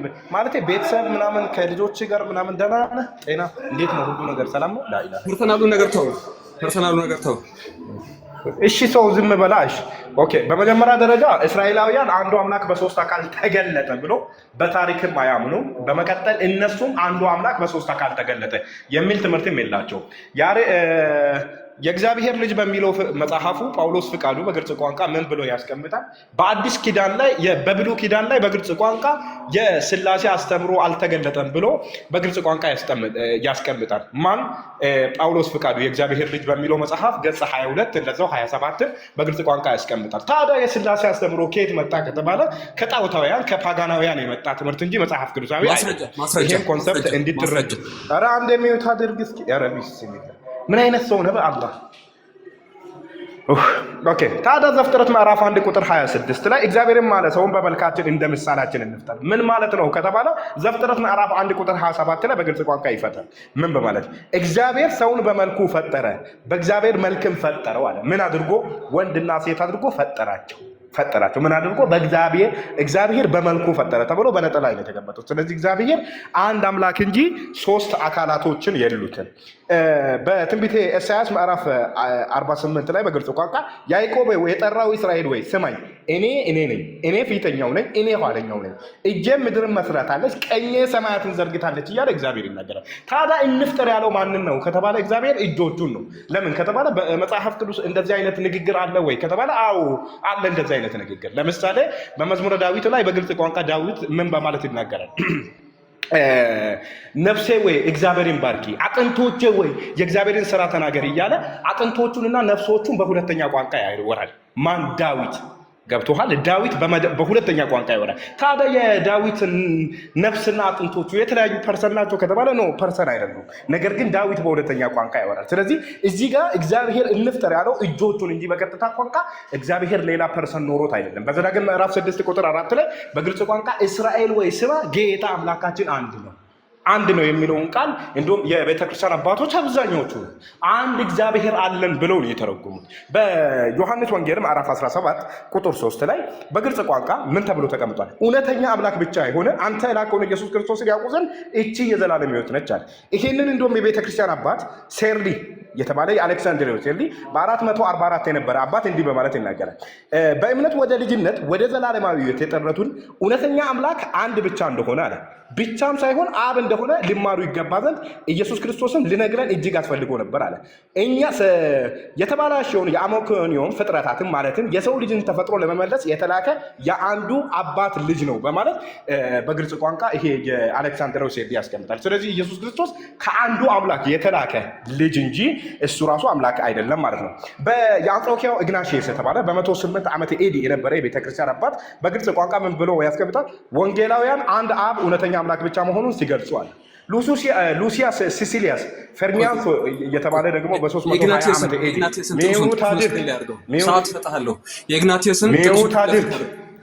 የኢግናቲየስን ጥቅሱን ፊት ለፊት አድርግ።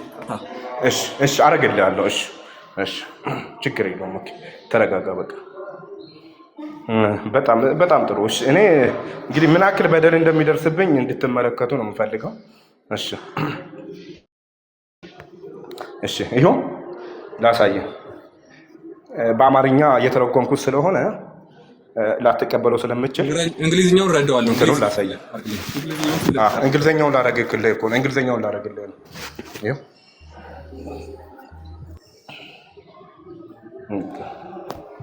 ታነቡት ቆንጆ ነው።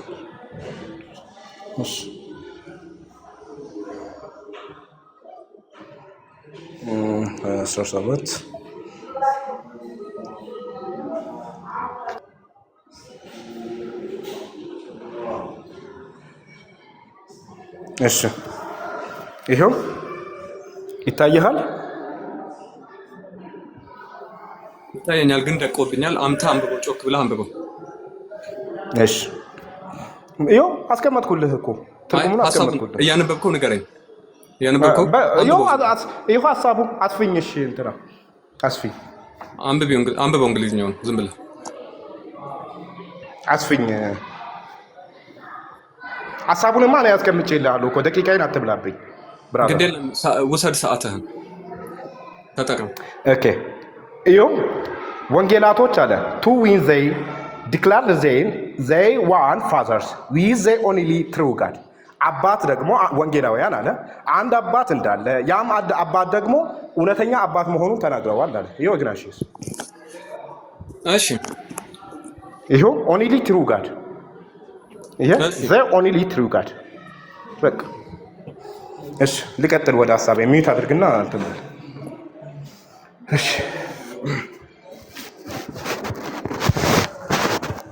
ኦኬ እሺ 30 ሰዓቴንም እየተሻማይብኝ ነው። ከዚህ በኋላ እንትን ባትል ደስ ይለኛል ባታቋርጥኝ ማለት ነው። ሉሲ